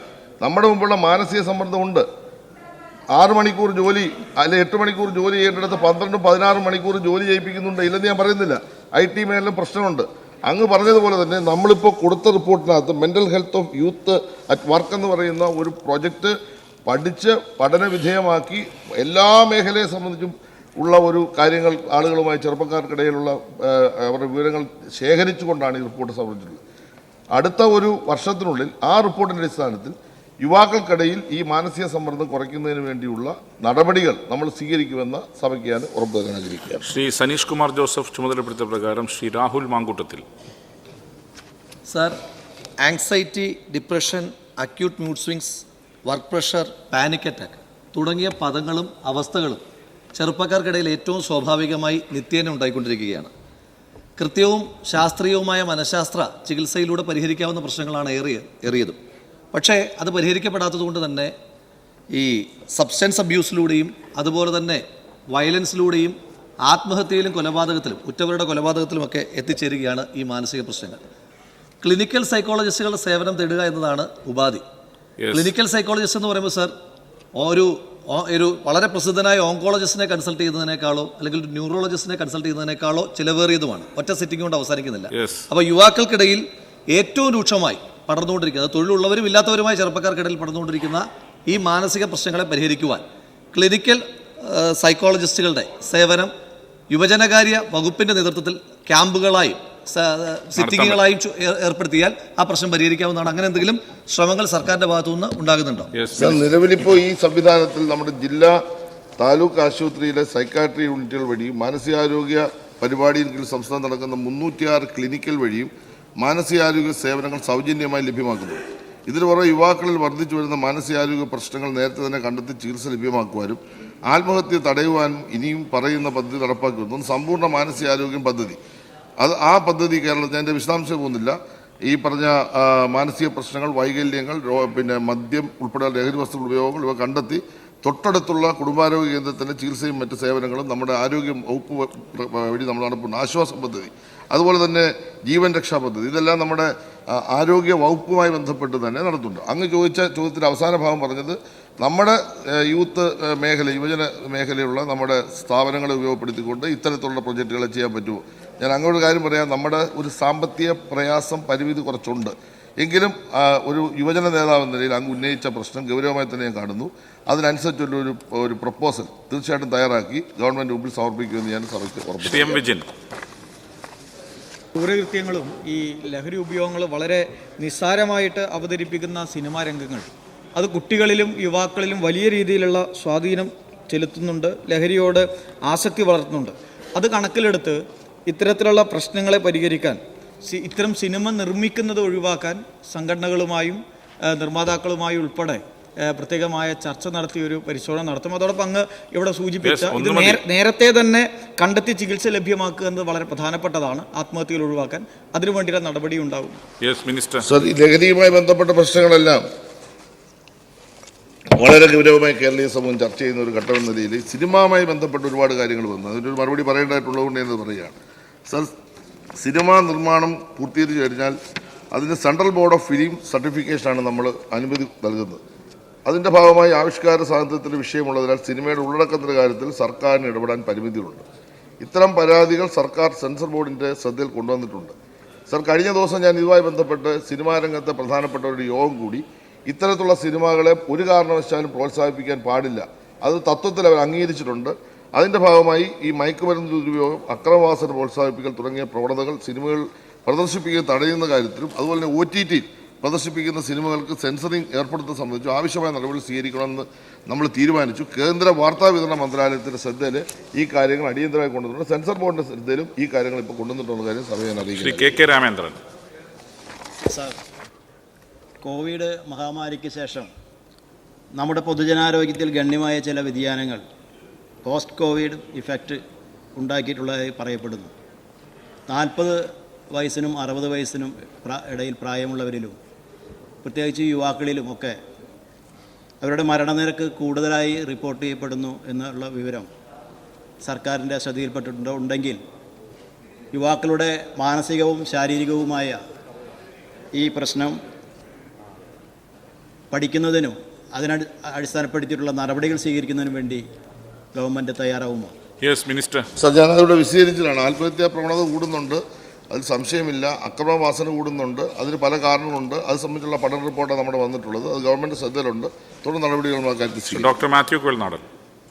സർ, ഇത് നമ്മുടെ ചർച്ചയിൽ ഏറ്റവും ഗൗരവമുള്ള ഒരു വിഷയമായിട്ടാണ് ഞാനിതിനെ കാണുന്നത്. കാരണം ഇത് ഓൾറെഡി മിനിസ്റ്റർ പറഞ്ഞ മാതിരി വളരെ റാമ്പൻ്റ് ആൻഡ് വൈഡാണ്. പക്ഷേ ഇതിൻ്റെ അത് നമ്മളെല്ലാം റീസൺസിനെയാണ് സർ ഇതിൻ്റെ അത് ഡിസ്കസ് ചെയ്തത്.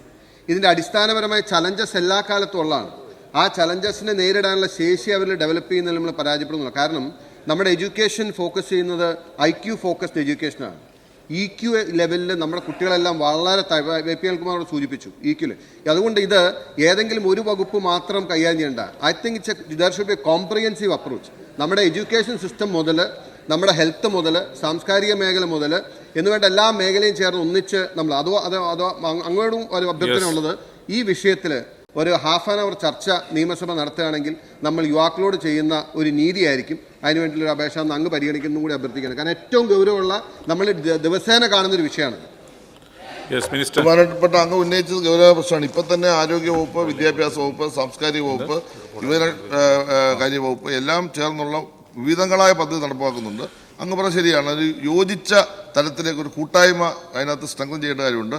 സ്പീക്കറുടെ മുമ്പിൽ അങ്ങ് സമർപ്പിച്ച കാര്യത്തോട് ഞാൻ യോജിക്കുകയാണ്. ഒരു ചർച്ച ആക്കാൻ നടത്തുന്നത് നല്ലതായിരിക്കും എന്ന് പറയുന്നത്. നമുക്കത് ചർച്ച ചെയ്ത് തീരുമാനിക്കാം. BSc ചർച്ച ചെയ്തിട്ട്. ശ്രീമതി OS അംബിക. അടുത്ത കാലത്തായി യുവാക്കളുടെ മാനസിക പ്രശ്നങ്ങൾ സങ്കീർണമായ സാഹചര്യം നിലവിലുണ്ട്.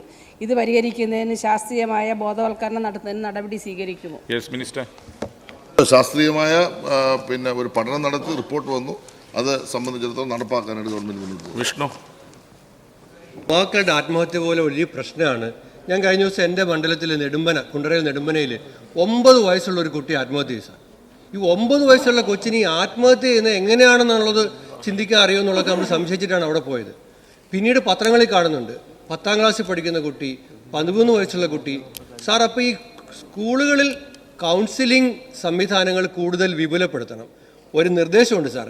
ഈ ക്ലാസ് നടക്കുമ്പോൾ പോയിട്ട് ഇന്ന കുട്ടീനെ കൗൺസിലിങ്ങിന് HMന്റെ റൂമിലേക്ക് വരണമെന്നൊക്കെ വിളിക്കുന്ന അപരിഷ്കൃതമായ രീതിയും സ്വീകരിക്കുന്നുണ്ട്. ഇതൊക്കെ വളരെ സയൻറ്റിഫിക്കായി ഈ കുട്ടികളെ പരിഗണിക്കാനും പരിഹരിക്കാനും കൗൺസിലിംഗ് കൊടുക്കാനും എല്ലാ സ്കൂളുകളിലും ആഴ്ചയിൽ ഒരിക്കലെങ്കിലും വളരെ ശാസ്ത്രീയമായ കൗൺസിലിങ്ങിനുള്ള സംവിധാനം സാംസ്കാരിക വകുപ്പ്, യുവജനകാര്യ വകുപ്പ്, വിദ്യാഭ്യാസ വകുപ്പ്, ആരോഗ്യ വകുപ്പ് സംയുക്തമായി ചേർന്ന് നടപ്പിലാക്കുന്നുള്ളതാണ് എൻ്റെ ചോദ്യം. ഇതിന് നമ്മളൊരു പ്രാധാന്യം കൊടുത്തതിൻ്റെ ഭാഗമായി നമ്മുടെ മിക്കവാറും ഹയർ സെക്കൻഡറി സ്കൂളുകളുടെ ബന്ധപ്പെട്ട് പ്രത്യേക റൂമുകൾ, സൗകര്യങ്ങൾ ഇപ്പം വിദ്യാഭ്യാസ വകുപ്പിൻ്റെ ചെയ്തിട്ടുണ്ട് പല സ്കൂളുകളും. എല്ലായിടത്തും ആയിട്ടൊന്നും ഞാൻ പറയുന്നില്ല. അങ്ങ് പറഞ്ഞ ശരിയാണ്. അത്തരം കേന്ദ്രങ്ങളിലേക്ക് കുട്ടികളെ കൗൺസിലിങ്ങിന് ആവശ്യമുള്ള കുട്ടികളെ കൊണ്ടുവന്നിട്ട് പ്രത്യേകമായ പരിശീലനം കൊടുക്കണം, അല്ലെങ്കിൽ അവർക്ക് ആവശ്യ ഡയറക്ഷൻ കൊടുക്കുന്നത് നല്ലതാണ്. അങ്ങ് വെച്ച നിർദ്ദേശം തീർച്ചയായിട്ടും പരിഗണിച്ചുകൊണ്ട് മറ്റ് വകുപ്പുകളോട് സംസാരിച്ച് നമുക്കൊരു മുൻകൈ എടുക്കാം. ശ്രീ പ്രേംകുമാർ. ഗൗരവപ്പെട്ടതും സമൂഹം വളരെ പ്രാധാന്യത്തോടു കൂടി ചർച്ച ചെയ്യേണ്ടതുമായിട്ടുള്ള വിഷയമാണ് യുവാക്കൾക്കിടയിലുള്ള മാനസികാരോഗ്യത്തിൻ്റെ കുറവ്. അത് പരിഹരിക്കുന്നതിന് വേണ്ടിയിട്ടുള്ള വ്യത്യസ്തങ്ങളായിട്ടുള്ള സമഗ്രമായിട്ടുള്ള ഇടപെടൽ ആവശ്യമാണ്. എന്നാൽ നിലവിലുള്ള സാഹചര്യത്തിൽ ഇത്തരത്തിലുള്ള മാനസിക പ്രശ്നങ്ങൾക്ക്, യുവാക്കൾക്കിടയിലുള്ള മാനസിക പ്രശ്നങ്ങൾക്ക് ടെലിഫോൺ മുഖേനയുള്ള സേവനങ്ങൾ സംസ്ഥാനത്ത് ലഭ്യമാണോ, അതിനുള്ള നടപടി സ്വീകരിച്ചിട്ടുണ്ടോ എന്നുള്ളതാണ്. സാർ, ഇപ്പോൾ ടെലിഫോൺ വഴി ഇപ്പോൾ ഏതെങ്കിലും തരത്തിലുള്ള കൗൺസിലിങ്ങോ അത്തരത്തിലുള്ള അറിവുകളോ പകരുന്നതിന് വേണ്ടി നിലവിൽ സംവിധാനമുണ്ട്. അതിൻ്റെ ഒരു പ്രവർത്തനം ആരംഭിച്ചിട്ടുണ്ട്. അത് കുറച്ചുകൂടി നമുക്ക് ബഹുമാനപ്പെട്ട അംഗം പറഞ്ഞതുപോലെ വിപുലപ്പെടുത്തി കൂടുതൽ ആളുകളിലേക്ക് ആ സന്ദേശം എത്തിക്കാൻ കഴിയും. നിലവിൽ അങ്ങനത്തെ സംവിധാനം നമ്മൾ നമ്മുടെ വകുപ്പ് വഴി ചെയ്തിട്ടുണ്ട്. ചോദ്യം നമ്പർ 364 ശ്രീ CC മുകുന്ദൻ. ബഹുമാനപ്പെട്ട പട്ടികജാതി പട്ടികവർഗ പിന്നോക്ക വിഭാഗ ക്ഷേമ വകുപ്പ് മന്ത്രിക്ക് വേണ്ടി ബഹുമാനപ്പെട്ട നിയമം കയർ വകുപ്പ് മന്ത്രി. സർ, പട്ടികജാതി പട്ടിക വിഭാഗത്തിൽപ്പെട്ടവർക്ക് മിതമായ പലിശ നിരക്കിൽ അവരുടെ താല്പര്യങ്ങൾക്കനുസരിച്ച് 50,000 രൂപ മുതൽ 50 ലക്ഷം രൂപ വരെ വിവിധ വരുമാനദായക ക്ഷേമ പദ്ധതികളുടെ കോർപ്പറേഷൻ വായ്പകൾ ലഭ്യമാകുന്നുണ്ട്. അതുവഴി അവരുടെ സാമ്പത്തിക നില മെച്ചപ്പെടുത്തി സമൂഹത്തിന് മുഖ്യധാരയിലേക്ക് ഉയർത്തിക്കൊണ്ടുവരുന്നതിനാണ് കോർപ്പറേഷൻ നിലകൊള്ളുന്നത്. വളരെ ചെറിയ രീതിയിൽ 4 ശാഖകളുമായിട്ടാണ് കോർപ്പറേഷൻ 1972 പ്രവർത്തനം ആരംഭിച്ചത്. ഇപ്പോൾ കേരളത്തിലെ 14 ജില്ലകളിലും ജില്ലാ ബ്രാഞ്ചുകളും കിളിമാനൂർ, വണ്ടൂർ, ചേലക്കര എന്നിവിടങ്ങളിൽ ഉപജില്ലാ ഓഫീസുകളും കോർപ്പറേഷനുണ്ട്. നാളിതുവരെ 2,18,000 പേർക്ക് വിവിധ ആവശ്യങ്ങൾക്കുള്ള വായ്പകൾ നൽകാൻ കോർപ്പറേഷൻ ആയിട്ടുണ്ട്. സംസ്ഥാന സർക്കാരിന്റെ മൂലധന സഹായവും കേന്ദ്ര പട്ടികജാതി പട്ടികവർഗ വികസന കോർപ്പറേഷന്റെ പുനർവായ്പാ സഹായവും ഉപയോഗിച്ച് സംസ്ഥാന പട്ടികജാതി പട്ടികവർഗ വികസന കോർപ്പറേഷൻ നൽകുന്ന വിവിധ വായ്പാ പദ്ധതികൾ വിശദ വിവരങ്ങൾ അനുബന്ധമായി ചേർത്തിട്ടുണ്ട്. കഴിഞ്ഞ വർഷം കോർപ്പറേഷനിൽ വായ്പകളുടെ എണ്ണം കൊടുത്തിട്ടുണ്ട്. രണ്ടാമത്തേത് സ്റ്റാർട്ടപ്പ് സംരംഭകരുടെ വായ്പാ പദ്ധതി, പ്രൊഫഷണൽ സർവീസ് പദ്ധതി എന്നിവയാണ്. ബാക്കി കാര്യങ്ങൾ ടേബിൾ ചെയ്യും. Thank you. Shri CC Mukundan. Sir, എൻ്റെ ചോദ്യം കോർപ്പറേഷൻ്റെ സുഗമമായ പ്രവർത്തനങ്ങൾക്ക് അനുയോജ്യമായ രീതിയിൽ സോഫ്റ്റ്വെയർ നടപ്പാക്കിയിട്ടുണ്ടോ? അതിനെ സംബന്ധിച്ച് വിശദീകരിക്കാമോ? ഇപ്പോൾ നേരത്തെ കോർപ്പറേറ്റ് എന്ന് പറയുന്ന ഒരു സോഫ്റ്റ്വെയർ ആയിരുന്നു. അതിൻ്റെ പ്രവർത്തനങ്ങളെ സംബന്ധിച്ച് വലിയ തോതിലുള്ള പരാതികൾ ഉണ്ടായിരുന്നു. ഇപ്പോൾ അത് മാറ്റി KSDC സ്മാർട്ട് എന്ന പുതിയ സോഫ്റ്റ്വെയർ, അത് പിന്നോക്ക വികസന കോർപ്പറേഷൻ ഇപ്പോൾ ഉപയോഗിച്ചിരുന്ന സോഫ്റ്റ്വെയറിന് അനുസൃതമായിട്ടുള്ള പുതിയൊരു സോഫ്റ്റ്വെയർ കോർപ്പറേഷൻ തന്നെ വികസിപ്പിച്ചെടുത്ത് ഉപയോഗിക്കുന്നുണ്ട്. ഈ സോഫ്റ്റ്വെയറിൻ്റെ പ്രവർത്തനം പൊതുവെ തൃപ്തികരമായിട്ടാണ് വിലയിരുത്തിയിട്ടുള്ളത്. Second question. കോർപ്പറേഷൻ്റെ പ്രവർത്തനം കേരളത്തിലെ 35 ലക്ഷം വരുന്ന പട്ടികജാതി പട്ടികവർഗ വിഭാഗങ്ങളിൽ എത്തിച്ചേരുന്ന വിധം വിപുലീകരിക്കുവാൻ ഉദ്ദേശിക്കുന്നുണ്ട്. ആയത് വിശദീകരിക്കാമോ? സാർ, നേരത്തെ ഉത്തരത്തിൽ പറഞ്ഞതുപോലെ 14 ജില്ലകളിലും ഓഫീസുണ്ട്, 3 ബ്രാഞ്ചുകൾ പ്രവർത്തിക്കുന്നുണ്ട്. എന്നാൽ 35 ലക്ഷത്തോളം വരുന്ന SC വിഭാഗത്തിൽപ്പെട്ടവർക്ക് എല്ലാവർക്കും സേവനം ലഭിക്കാൻ കഴിയുന്ന രൂപത്തിൽ പ്രവർത്തനം വിപുലപ്പെടുത്തുന്നതിനെ കുറിച്ചാണ് ആലോചിക്കുന്നത്. താലൂക്കുകൾക്കകത്ത് പട്ടികജാതി വിഭാഗത്തിൻ്റെ ജനസംഖ്യയുടെ സ്വഭാവത്തിനനുസരിച്ചുകൊണ്ട് ഘട്ടം ഘട്ടമായി ഇത് വ്യാപിപ്പിക്കുന്നതിനെ കുറിച്ച് ഇപ്പോൾ ആലോചിച്ചു വരുന്നുണ്ട്. 2025-26 സാമ്പത്തിക വർഷം ഏതാനും ശാഖകൾ തുടങ്ങുന്നതിനെ കുറിച്ചും ആലോചിക്കുന്നുണ്ട്. ശ്രീ മുഹമ്മദ് മോഹസിൻ. സർ, പട്ടികജാതി പട്ടികവർഗ വികസന കോർപ്പറേഷൻ പിന്നോക്കം നിൽക്കുന്ന ജനവിഭാഗത്തിന് വിവിധങ്ങളായ വായ്പാ പദ്ധതികളിലൂടെ സ്വയം പര്യാപ്തത ഉറപ്പുവരുത്താനുള്ള ശ്രമങ്ങളാണ് നടത്തുന്നത്. എന്നാൽ ദീർഘകാലമായി വായ്പ വാങ്ങിയതിനു ശേഷം തിരിച്ചടക്കാൻ കഴിയാതെ അല്ലെങ്കിൽ പല പ്രശ്നങ്ങൾ കാരണം അത് പലപ്പോഴും കോർപ്പറേഷൻ്റെ പ്രവർത്തനത്തെ തന്നെ ബാധിക്കുന്ന സാഹചര്യം ഉണ്ടാകുന്നുണ്ട്. ഈ സാഹചര്യത്തിൽ കോർപ്പറേഷനിൽ ദീർഘകാലമായുള്ള കുടിശ്ശിക അത് നിവാരണം ചെയ്യാനുള്ള പ്രത്യേക പദ്ധതികൾ ആവിഷ്കരിച്ച് നടപ്പിലാക്കുമോ? അങ്ങനെ നടപ്പിലാക്കുന്നുണ്ടെങ്കിൽ അതിന് വിശദാംശം. സാർ, ഒരു പ്രസക്തമായ ചോദ്യമാണ് ബഹുമാന്യ അംഗം ഇവിടെ ചോദിച്ചത്. ഈ കോർപ്പറേഷൻ വായ്പ കുടിശ്ശിക എന്നത് ഗൗരവമായ ഒരു പ്രശ്നമായി തന്നെയാണ് നേരിടുന്നത്. അപ്പോൾ അത് പരിഹരിക്കുന്നതിന് വേണ്ടി ഒറ്റത്തവണ തീർപ്പാക്കൽ പദ്ധതി നടപ്പിലാക്കിയിട്ടുണ്ട്. മൊത്തം വായ്പയുടെ ഈ ബാധ്യതയുടെ 70% ഇളവ് നൽകിക്കൊണ്ടുള്ള പദ്ധതിയാണ് നടപ്പിലാക്കുന്നത്. അങ്ങനെ നടപ്പിലാക്കുന്നുണ്ടെങ്കിലും അതുപോലും അടയ്ക്കാൻ കഴിയാത്ത രൂപത്തിലാണ് നല്ലൊരു വിഭാഗം ആളുകൾ നിൽക്കുന്നത്.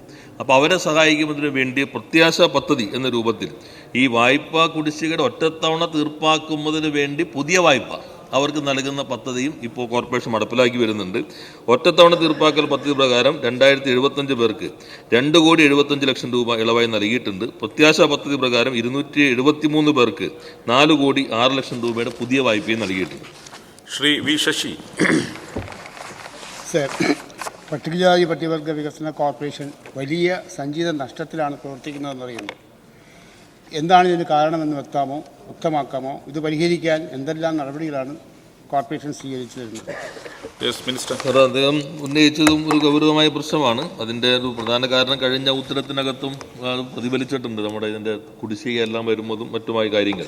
യഥാർത്ഥത്തിൽ 22-23 സാമ്പത്തിക വർഷത്തെ അക്യുമുലേറ്റഡ് ലോസ് സഞ്ചിത നഷ്ടം നോക്കുകയാണെങ്കിൽ 100,46,00,000 രൂപയായിരുന്നു. എന്നാൽ പിന്നീട് നടത്തിയിട്ടുള്ള പ്രവർത്തനങ്ങളുടെ ഭാഗമായി ഇപ്പോൾ 22-23 സാമ്പത്തിക വർഷം പ്രവർത്തന ലാഭം 2.84 കോടി രൂപയുടെ പ്രവർത്തന ലാഭം ഉണ്ടാക്കാൻ കഴിഞ്ഞു. 23-24 സാമ്പത്തിക വർഷം 3.84 കോടിയുടെ പ്രവർത്തന ലാഭം ഉണ്ടാക്കാനും കോർപ്പറേഷന് കഴിഞ്ഞിട്ടുണ്ട്. 24-25 സാമ്പത്തിക വർഷവും ഭേദപ്പെട്ട ലാഭമാണ് പ്രതീക്ഷിക്കുന്നത്. ഈ സാമ്പത്തിക വർഷത്തോടുകൂടി അവസാനത്തോടുകൂടി ഇപ്പോൾ നേരത്തെ പറഞ്ഞ 100,46,00,000 എന്നുള്ള സഞ്ചിത നഷ്ടം 90 കോടിക്ക് താഴെ കൊണ്ടുവരാൻ കഴിയുമെന്നാണ് പ്രതീക്ഷിക്കുന്നത്. സർക്കാരിൻ്റെ ഇടപെടൽ, മാനേജ്മെൻറ്റിൻ്റെയും ജീവനക്കാരുടെയും കൂട്ടായ പ്രവർത്തനത്തിന്റെ ഫലമായിട്ടാണ് ഈ നേട്ടം കൈവരിക്കാൻ കഴിഞ്ഞത്. അടുത്ത 5 വർഷം കൊണ്ട് സഞ്ചിത നഷ്ടം പൂർണ്ണമായും ഇല്ലാതാക്കാൻ നടപടികളാണ് കോർപ്പറേഷൻ ആവിഷ്കരിച്ചുകൊണ്ടിരിക്കുന്നത്. Shri T Taison master. Sir, പട്ടികജാതി പട്ടിക വിഭാഗങ്ങളുടെ സാമ്പത്തിക നില മെച്ചപ്പെടുത്തി സമൂഹത്തിന് മുഖ്യധാരയിലേക്ക് ഉയർത്തിക്കൊണ്ടുവരുന്ന മെച്ചപ്പെട്ട പ്രവർത്തനമാണ് കോർപ്പറേഷനും വകുപ്പ് നടത്തി വരുന്നത്. സ്വകാര്യ പണമിടപാടുകാരുടെ ബ്ലേഡ് മാഫിയുടെ ചൂഷണത്തിൽ നിന്ന് പട്ടികജാതി വിഭാഗക്കാരെ മോചിപ്പിക്കുന്നതിനുള്ള ഒരു സ്വർണ്ണ പണയ വായ്പ നടപ്പിലാക്കാൻ വകുപ്പ് ഉദ്ദേശിക്കുന്നുണ്ടോ? ഒപ്പം തന്നെ സാമ്പത്തിക അച്ചടക്കത്തോടെ കൃത്യമായി വായ്പ തിരിച്ചടയ്ക്കുന്ന ഗുണഭോക്താക്കൾക്ക് പ്രോത്സാഹനമായി ഒരു ഇൻസെൻറ്റീവ് നൽകുന്നതിനുള്ള നടപടി ഗവൺമെൻറ് സ്വീകരിക്കുമോ?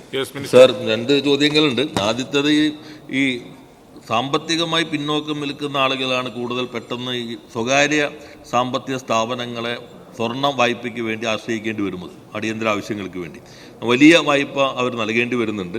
ഇപ്പോൾ ഇവിടെ ബഹുമാന്യ അംഗം ചൂണ്ടിക്കാട്ടിയത് ഈ കോർപ്പറേഷൻ വഴി അത്തരത്തിലുള്ള സ്വർണ്ണ വായ്പയുടെ പദ്ധതി നടപ്പിലാക്കാൻ കഴിയുമോ എന്നുള്ളതാണ്. അത് അവരുടെ നിർദ്ദേശം വന്നിട്ടുണ്ട്. സർക്കാർ അത് ഗൗരവമായി പരിശോധിക്കുന്നുണ്ട്. അദ്ദേഹം പറഞ്ഞ മറ്റു കാര്യം, രണ്ടാമത്തെ ചോദ്യത്തിൻ്റെ കാര്യം പിന്നീട് പരിശോധിക്കാവുന്നത്. ശ്രീമതി കെ രമ. സർ, കോർപ്പറേഷൻ്റെ സഹായത്തോടെ ഈ SC/ST മേഖലയിലൊക്കെ പുതിയ സംരംഭങ്ങൾ തുടങ്ങാൻ സാധിക്കുന്നുണ്ടോ എന്നുള്ളതും ആ തുടങ്ങിയ സംരംഭങ്ങൾ നിലനിർത്താനും മുന്നോട്ട് കൊണ്ടുപോകാനും കഴിയുന്നുണ്ടോ എന്നുള്ളതും, അതോടൊപ്പം സർ, ആദിവാസി മേഖലയിൽ ക്രിത്താഡ്സ് നടത്തിയ ഒരു പഠനത്തിൽ ഇത്തരത്തിൽ ആദിവാസി മേഖലയിൽ ആരംഭിക്കുന്ന സംരംഭങ്ങൾ പരാജയത്തിലാണ് എന്നുള്ള എന്തെങ്കിലും റിപ്പോർട്ടുകൾ, പഠനങ്ങൾ ഉണ്ടായിട്ടുണ്ടോ എന്നുള്ളതുമാണ്. സാർ, ബഹുമാന്യ അംഗം ചോദിച്ച ആദ്യ ഭാഗത്തിനുള്ള ഉത്തരം പ്രധാന ഉത്തരത്തിൻ്റെ ഭാഗമായി തന്നെ നൽകിയിട്ടുണ്ട്. യഥാർത്ഥത്തിൽ ലഘു വ്യവസായ യോജന അതുപോലെ തന്നെ മൈക്രോ ക്രെഡിറ്റ് ഫിനാൻസ് പ്രോഗ്രാം ഇത്തരത്തിലുള്ള പദ്ധതികൾ വഴി സംരംഭകർക്ക് സഹായം നൽകുന്നുണ്ട്. ഇതുകൂടാതെ തന്നെ സ്റ്റാർട്ടപ്പ് സംരംഭകർക്കുള്ള വായ്പാ പദ്ധതി, പ്രത്യേകിച്ച് ഇന്നത്തെ കാലഘട്ടത്തിൽ പ്രധാനപ്പെട്ട ഒന്നാണെന്ന് കരുതി അവർക്കുള്ളൊരു വായ്പാ പദ്ധതി, അത് 50 ലക്ഷം രൂപ വരെയാണ് പരമാവധി പദ്ധതി തുകയുടെ ഇത് നൽകുന്നത്. പലിശ നിരക്ക് 7%. തിരിച്ചടവ് കാലാവധി 5 വർഷം മുതൽ 7 വർഷം വരെയായിട്ടുള്ള സ്കീമാണ്. 25 ലക്ഷം രൂപ വരെ കുടുംബ വാർഷിക വരുമാനമുള്ളവർക്കും ഈ പദ്ധതി നൽകുന്നുണ്ട്. അതോടൊപ്പം തന്നെ പ്രൊഫഷണൽ സർവീസ്, ഇപ്പോൾ ഈ മേഖലയിൽ നിന്ന് ഇപ്പോൾ ചാർട്ടേഡ് അക്കൗണ്ടന്റ്, എഞ്ചിനീയർമാർ സ്വതന്ത്രമായി പ്രാക്ടീസ് ചെയ്യാൻ വരുന്ന ആളുകളുണ്ടാവും. അവർക്ക് ആ പ്രൊഫഷണൽ സർവീസിൻ്റെ തുടക്ക കാലഘട്ടത്തിൽ കുറേ പ്രതിസന്ധി നേരിടേണ്ടി വരും. അവർക്കുള്ള ഒരു വായ്പയായിട്ട് 5 വർഷത്തെ കാലാവധിയിൽ പ്രത്യേകമായി വായ്പാ സംവിധാനം അതിനുവേണ്ടിയും ഏർപ്പെടുന്നുണ്ട്. പിന്നെ സ്വയം തൊഴിൽ സംരംഭം തുടങ്ങാൻ താല്പര്യമുള്ള പട്ടികജാതി പട്ടികവർഗത്തിൽപ്പെട്ട യുവതീ-യുവാക്കൾക്ക് അവരുടെ അഭിരുചികൾക്കനുസരണമായിട്ടുള്ള ഈ സംരംഭങ്ങൾ തുടങ്ങാൻ വായ്പ നൽകുന്നതോടൊപ്പം തന്നെ ബഹുമാന്യ അംഗം ചൂണ്ടിക്കാണിച്ച കാര്യം ശരിയാണ്. സംരംഭങ്ങളിലേക്ക് ഇറങ്ങുന്നതിന് മുൻപ് പ്രത്യേകമായൊരു പരിശീലന പദ്ധതി അത് ഗുണം ചെയ്യുന്നതാണ്. 2025-26 സാമ്പത്തിക വർഷം അത്തരത്തിലുള്ള പദ്ധതി കോർപ്പറേഷൻ വിഭാവനം ചെയ്യുന്നുണ്ട്. Shri you are Pradeep.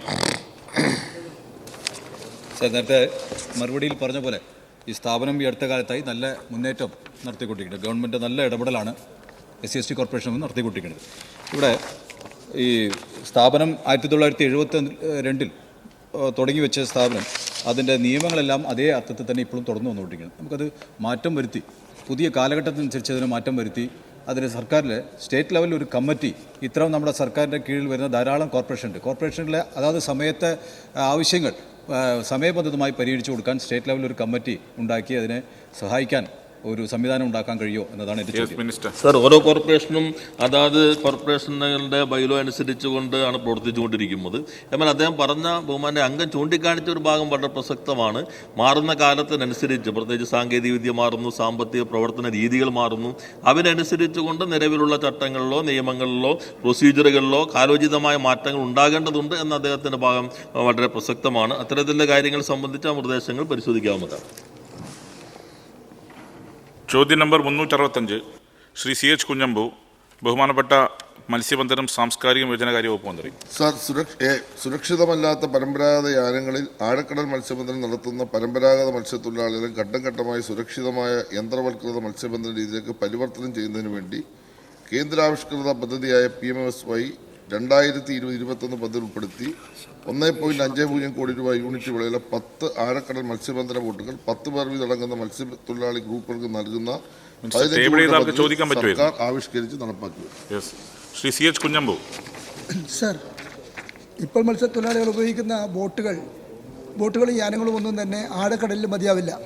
അങ്ങനെ വരുമ്പോൾ ആഴക്കടൽ മത്സ്യബന്ധനത്തിന് ബോട്ടുകൾ നിർമ്മിക്കുന്നതിന് കൊച്ചിൻ ഷിപ്പ്യാർഡിന് പുറമെ ഈ സ്വകാര്യ മേഖലയിലും കൂടി ഉപയോഗിക്കുന്നുണ്ടോ? അതിന് എല്ലാ നടപടികളുണ്ടോ? അവരങ്ങനെ എൻബാൻഡിൽ ചെയ്തിട്ടുണ്ടോ? പരമ്പരാഗത മത്സ്യത്തൊഴിലാളികളെ ആഴക്കടൽ മത്സ്യബന്ധനത്തിലേക്ക് പ്രാപ്തരാക്കുന്നതിന് വേണ്ടി ആവിഷ്കരിച്ച പദ്ധതിയാണിത്. ഇതിൻ്റെ ഭാഗമായി നമ്മളിപ്പോൾ 10 നിർമ്മിക്കാൻ വേണ്ടി ചുമതലപ്പെടുത്തിയ കൊച്ചിൻ ഷിപ്പ്യാർഡിനാണ്. എന്നാൽ കൊച്ചിൻ ഷിപ്പ്യാർഡിന് പുറമെ സ്വകാര്യ മേഖലയുള്ള സ്ഥാപനങ്ങൾക്കും അല്ലെങ്കിൽ മറ്റ് സ്ഥാപനങ്ങൾക്കും ഇതിനായിട്ട് അനുവാദം കൊടുക്കുന്നുണ്ട്. ഇതിനായി എക്സ്പ്രഷൻ ഓഫ് ഇൻട്രസ്റ്റ് ക്ഷണിച്ചു. അതിനുവേണ്ടിയുള്ള സമീപനം നമ്മുടെ 28/1/2025 സർക്കാർ ഉത്തരവ് പുറപ്പെടുവിക്കുകയും ചെയ്തു. Second question. സർ, ആഴക്കടൽ മത്സ്യബന്ധനത്തിലൂടെ ലഭിക്കാൻ പോകുന്ന മത്സ്യം ഇപ്പോൾ നമ്മൾ ഉപയോഗിക്കുന്ന തരത്തിലുള്ള മത്സ്യമായിരിക്കില്ല, പ്രത്യേകം തരത്തിലുള്ള ഒരു മത്സ്യമായിരിക്കും. അപ്പോൾ അതിനുള്ള വില നിശ്ചയിക്കുകയും അത് കൃത്യമായി മത്സ്യത്തൊഴിലാളികൾക്ക് ലഭ്യമാകുമെന്നതിനും വല്ല ഗ്യാരണ്ടി ഉണ്ടോ? ന്യായവില ഉറപ്പുവരുത്തിയിട്ടുണ്ട്. അതിൻ്റെ ഭാഗമായി മത്സ്യഫെഡ് ഈ മത്സ്യം ഏറ്റെടുക്കുന്നതിന് വേണ്ടി അവർക്ക് ഡയറക്ഷൻ കൊടുത്തിട്ടുണ്ട്. സാർ, അത്തരത്തിൽ പ്രശ്നമുണ്ടായി. ശ്രീമതി കാനത്തിൽ ജമീല ചുമതലപ്പെടുത്തിയ പ്രകാരം ശ്രീ M മുകേഷ്.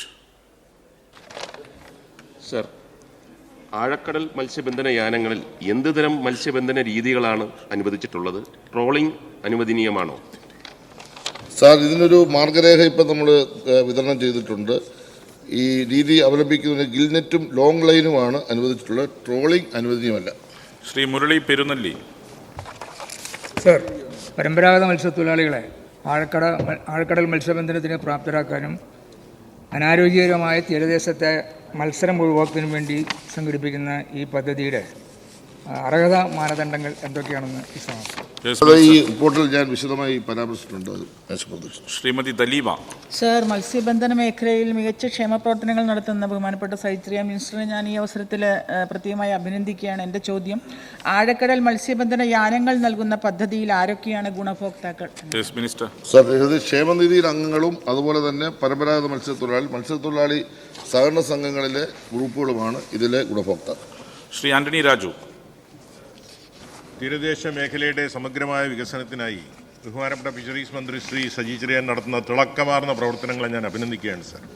സർ, ആഴക്കടൽ മത്സ്യബന്ധനത്തിന് വിദേശ കപ്പലുകൾക്ക് ലൈസൻസ് നൽകുന്ന തൊഴിലാളി ദ്രോഹ തീരദേശ വിരുദ്ധ പദ്ധതി ഇന്ത്യയിൽ നടപ്പിലാക്കിയത് നരസിംഹറാവു പ്രധാനമന്ത്രിയായിരുന്ന കാലത്താണ്.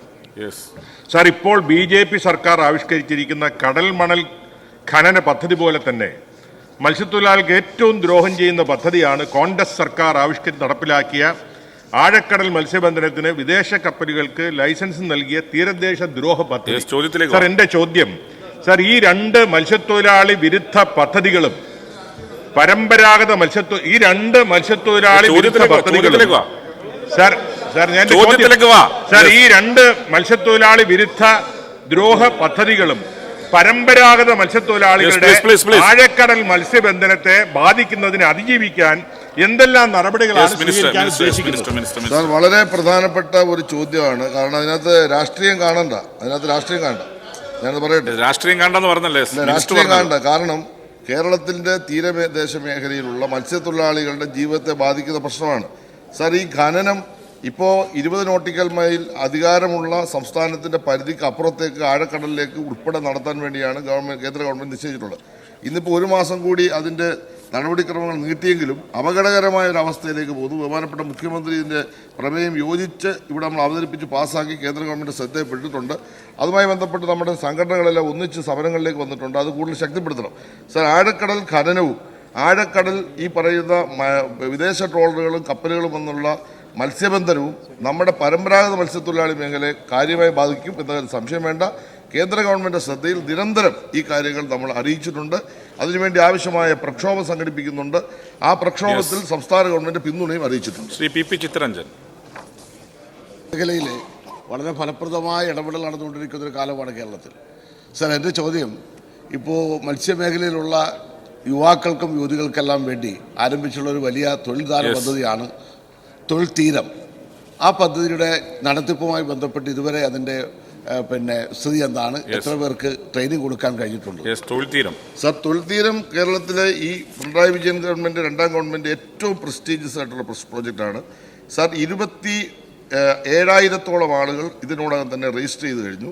സാർ, അതിൽ ആദ്യഘട്ടമായി 3000 ആളുകൾക്കുള്ള തൊഴിൽ കൊടുക്കാൻ കഴിയുന്നതിന് വേണ്ടിയുള്ള പരിശീലന പരിപാടി ആരംഭിച്ചു കഴിഞ്ഞു. കഴിഞ്ഞ ദിവസം എറണാകുളത്ത് ഞാനതിൻ്റെ സംസ്ഥാനതല ഉദ്ഘാടനം നിർവഹിച്ചു. ഈ 25,000 പേർക്ക് ട്രെയിനിങ് കൊടുക്കുകയും അതിനെ തുടർന്ന് ഈ 9 തീരദേശ ജില്ലകളിൽ ആവശ്യമായ തൊഴിൽ മേളകൾ സംഘടിപ്പിച്ചുകൊണ്ടും വിവിധ സ്ഥാപനങ്ങളുമായി ബന്ധപ്പെട്ടും വിവിധ വകുപ്പുകളുമായി ബന്ധപ്പെട്ട് ഇവർക്ക് തൊഴിൽ കൊടുക്കുന്നതിന് വേണ്ടിയുള്ള എല്ലാ സംവിധാനങ്ങളും ഗവൺമെൻറ് ഇപ്പോൾ ഒരുക്കി കഴിഞ്ഞു. ഒരു വലിയ പ്രോജക്റ്റായിട്ട് കേരളത്തിൽ അതിപ്പോൾ മാറിയിട്ടുണ്ട് എന്ന് സന്തോഷകരമായ കാര്യമായിട്ട് പറയാനാണ്. ചോദ്യം നമ്പർ 366, ശ്രീ എം വിജിൻ, ബഹുമാനപ്പെട്ട മത്സ്യബന്ധനം സാംസ്കാരിക യുവജനകാര്യ വകുപ്പ് മന്ത്രി. സാർ, ഈ തൊഴിലിടങ്ങളിലെ യുവജനങ്ങളുടെ മാനസികാരോഗ്യത്തെ സംബന്ധിച്ച് ഒരു ശാസ്ത്രീയ പഠനം വർക്ക് അല്ല, ഞാൻ മെച്ചപ്പെടുത്തുക. ശ്രീ എം വിജിൻ. സർ, ഈ തൊഴിൽ സമ്മർദ്ദം വലിയ രീതിയിൽ യുവാക്കളിൽ വരികയാണ്. അത് IT മേഖലയിൽ ഉൾപ്പെടെ, അതെല്ലാ മേഖലയിലും അത്തരത്തിൽ സമ്മർദ്ദമുണ്ട്. പക്ഷേ ഇവർ പേര് വെച്ച് പരാതിപ്പെടാൻ പലപ്പോഴും ഭയപ്പെടുന്നു. കാരണം തൊഴിൽ നഷ്ടപ്പെടുമെന്ന ഭയം അത് വലിയ രീതിയിൽ യുവാക്കൾക്കിടയിൽ ഉണ്ടാകുന്നു. അതുകൊണ്ട് തന്നെ പേര് വെളിപ്പെടുത്താതെ സ്വകാര്യമായി പരാതി നൽകാനുള്ള ഒരു സംവിധാനവും അതിൻ്റെ നടപടിയും കൈക്കൊള്ളാൻ സർക്കാർ ആലോചിക്കുന്നുണ്ടോ? സാർ, വളരെ പ്രധാനപ്പെട്ട ഒരു ചോദ്യമാണ്. തൊഴിൽ വകുപ്പുമായിട്ട് കൂടി ബന്ധപ്പെട്ട് നമ്മൾ കൈകാര്യം ചെയ്യേണ്ട വിഷയമായതുകൊണ്ട് ഗവൺമെന്റ് ശ്രദ്ധയിലേക്ക് ആ കാര്യം കൊണ്ടുവരുന്ന കാര്യം ഞാൻ. Second question. സർ, തൊഴിൽ മേഖലകളിൽ യുവാക്കളുടെ മാനസികാരോഗ്യം അത് കൂടി കണക്കിലെടുത്തുകൊണ്ട് സംസ്ഥാനത്തെ യുവജന സംഘടനകൾ, അതോടൊപ്പം തന്നെ നമ്മുടെ ക്ലബ്ബുകൾ, സംസ്ഥാനത്തുടനീളമുള്ള ക്ലബ്ബുകൾ, ഇവരെയെല്ലാം കോർത്തിണക്കി പദ്ധതികൾ ആവിഷ്കരിക്കാൻ സർക്കാർ ആലോചിക്കുന്നുണ്ടോ? തീർച്ചയായിട്ടും യുവജനകാര്യ വകുപ്പിന്റെ നേതൃത്വത്തിൽ അത്തരൊരു പരിപാടി ഇപ്പോൾ ആലോചിക്കുന്നുണ്ട്. ഏറ്റവും അടിയന്തരമായിട്ട് പരിപാടിയെ മുന്നോട്ട് പോകും. ശ്രീ പി സുമോദ്. സർ, തൊഴിലിടങ്ങളിലെ യുവജനങ്ങളുടെ മാനസികാരോഗ്യം ഉറപ്പാക്കാൻ വേണ്ടി ലഞ്ച് ബ്രേക്ക് പോലെ നിശ്ചയസമയം, യോഗ പോലെയുള്ള മാനസിക സമ്മർദ്ദം കുറക്കാനുള്ള വ്യായാമമുറകൾ നൽകാൻ വകുപ്പ് ആലോചിക്കുന്നുണ്ട്. സാർ, ഇപ്പം തന്നെ നമ്മുടെ യൂത്ത് ഫോഴ്സിനെ ഉപയോഗിച്ചുകൊണ്ടുള്ള ചില പ്രവർത്തനങ്ങൾ നമ്മൾ ആരംഭിച്ചിട്ടുണ്ട്. അതിന് കൂടുതൽ കാര്യക്ഷമമാക്കേണ്ടതായിട്ടുണ്ട്. അതുമായി മുന്നോട്ട് പോകുമെന്ന കാര്യം പറയാൻ ആഗ്രഹിക്കുകയാണ്. ഡോക്ടർ സുജിത് വിജയൻ പിള്ള. സർ, ഈ IT പോലുള്ള മേഖലകളിൽ ഈ റിലാക്സ്ഡ് മൈൻഡ് സെറ്റിലാണ് നമുക്ക് കൂടുതൽ പ്രൊഡക്ടിവിറ്റി ഉണ്ടാകുന്നതിനുള്ള കാരണത്താൽ സ്റ്റാൻഡപ്പ് കൊമേഡിയൻസിൻ്റെയും അതുപോലെ സ്ട്രെസ് റിലീവിങ് എക്സസൈസും ഒക്കെ ധാരാളമായി ചെയ്തു വരുന്നുണ്ട്. നമ്മൾ പൊതുമേഖലാ സ്ഥാപനങ്ങളും അതുപോലെ തന്നെ ഈ പ്രൈവറ്റ് സ്ഥാപനങ്ങളും തമ്മിൽ തൊഴിലിടത്തെ സമ്മർദ്ദത്തിനെ കുറിച്ചൊരു താരതമ്യ പഠനം നടത്തിയിട്ടുണ്ടോ? ഇങ്ങനെയുള്ള എക്സസൈസുകൾ നമ്മുടെ പൊതുമേഖലയിലും കൂടെ വ്യാപിക്കുവാൻ ഉദ്ദേശിക്കുന്നുണ്ട്? മെൻ്റൽ ഹെൽത്തുമായി ബന്ധപ്പെട്ട പഠന റിപ്പോർട്ടിനകത്ത് അങ്ങ് പറഞ്ഞിട്ടുള്ള കാര്യങ്ങൾ ഉൾക്കൊള്ളുന്നുണ്ട്. ആ കാര്യങ്ങൾ ആരോഗ്യവകുപ്പ്, വിദ്യാഭ്യാസ വകുപ്പ്, തൊഴിൽ വകുപ്പുമായിട്ട് ചേർന്ന് നടത്തേണ്ട കുറേ കാര്യമുണ്ട്. ബഹുമാനപ്പെട്ട മുഖ്യമന്ത്രി കൂടി ശ്രദ്ധയിൽ ആ കാര്യം വന്നിട്ടുണ്ട്. തുടർ നടപടി അതുമായി ബന്ധപ്പെട്ട് സ്വീകരിക്കും. Shri VK Prashanth, not in the seat. Shri Muhammad Mohsin. Rahul പറഞ്ഞ സൈക്കോളജിസ്റ്റിന്റെ ക്ലിനിക്കൽ സൈക്കോളജിസ്റ്റിന്റെ കാര്യം പറഞ്ഞിരുന്നു. അതിന്റെ കൂടെ മെന്റൽ ഹെൽത്ത് പ്രൊഫഷണൽസ് ആയിട്ടുള്ള സൈക്യാട്രിക് സോഷ്യൽ വർക്കർ, അതോടൊപ്പം തന്നെ സൈക്യാട്രിസ്റ്റ് അടക്കമുള്ള മെന്റൽ ഹെൽത്ത് പ്രൊഫഷണൽ ടീമിന്റെ സേവനം അപ്രോച്ചബിളും അഫോർഡബിളുമായിട്ട് എല്ലാ പ്രദേശങ്ങളിലും യൂത്തിന് ചെയ്യാൻ കഴിയുന്ന രീതിയിലുള്ള സൗകര്യം ഒരുക്കാൻ കഴിയുമോ? സാർ, അത് നമുക്ക് ചെയ്യാൻ കഴിയില്ല. ആരോഗ്യവകുപ്പിന്റെ കീഴിൽ ഇപ്പോൾ ധാരാളം മാനസിക ആരോഗ്യ പ്രവർത്തനങ്ങൾ ഇപ്പോൾ നടക്കുന്നുണ്ട്. ആരോഗ്യവകുപ്പായിട്ട് ചേർന്ന് നമുക്ക് എന്ത് ചെയ്യാൻ പറ്റും എന്നതിനെക്കുറിച്ച് തുടർന്ന് നമുക്ക് ചിന്തിക്കാവുന്ന കാര്യമാണ്.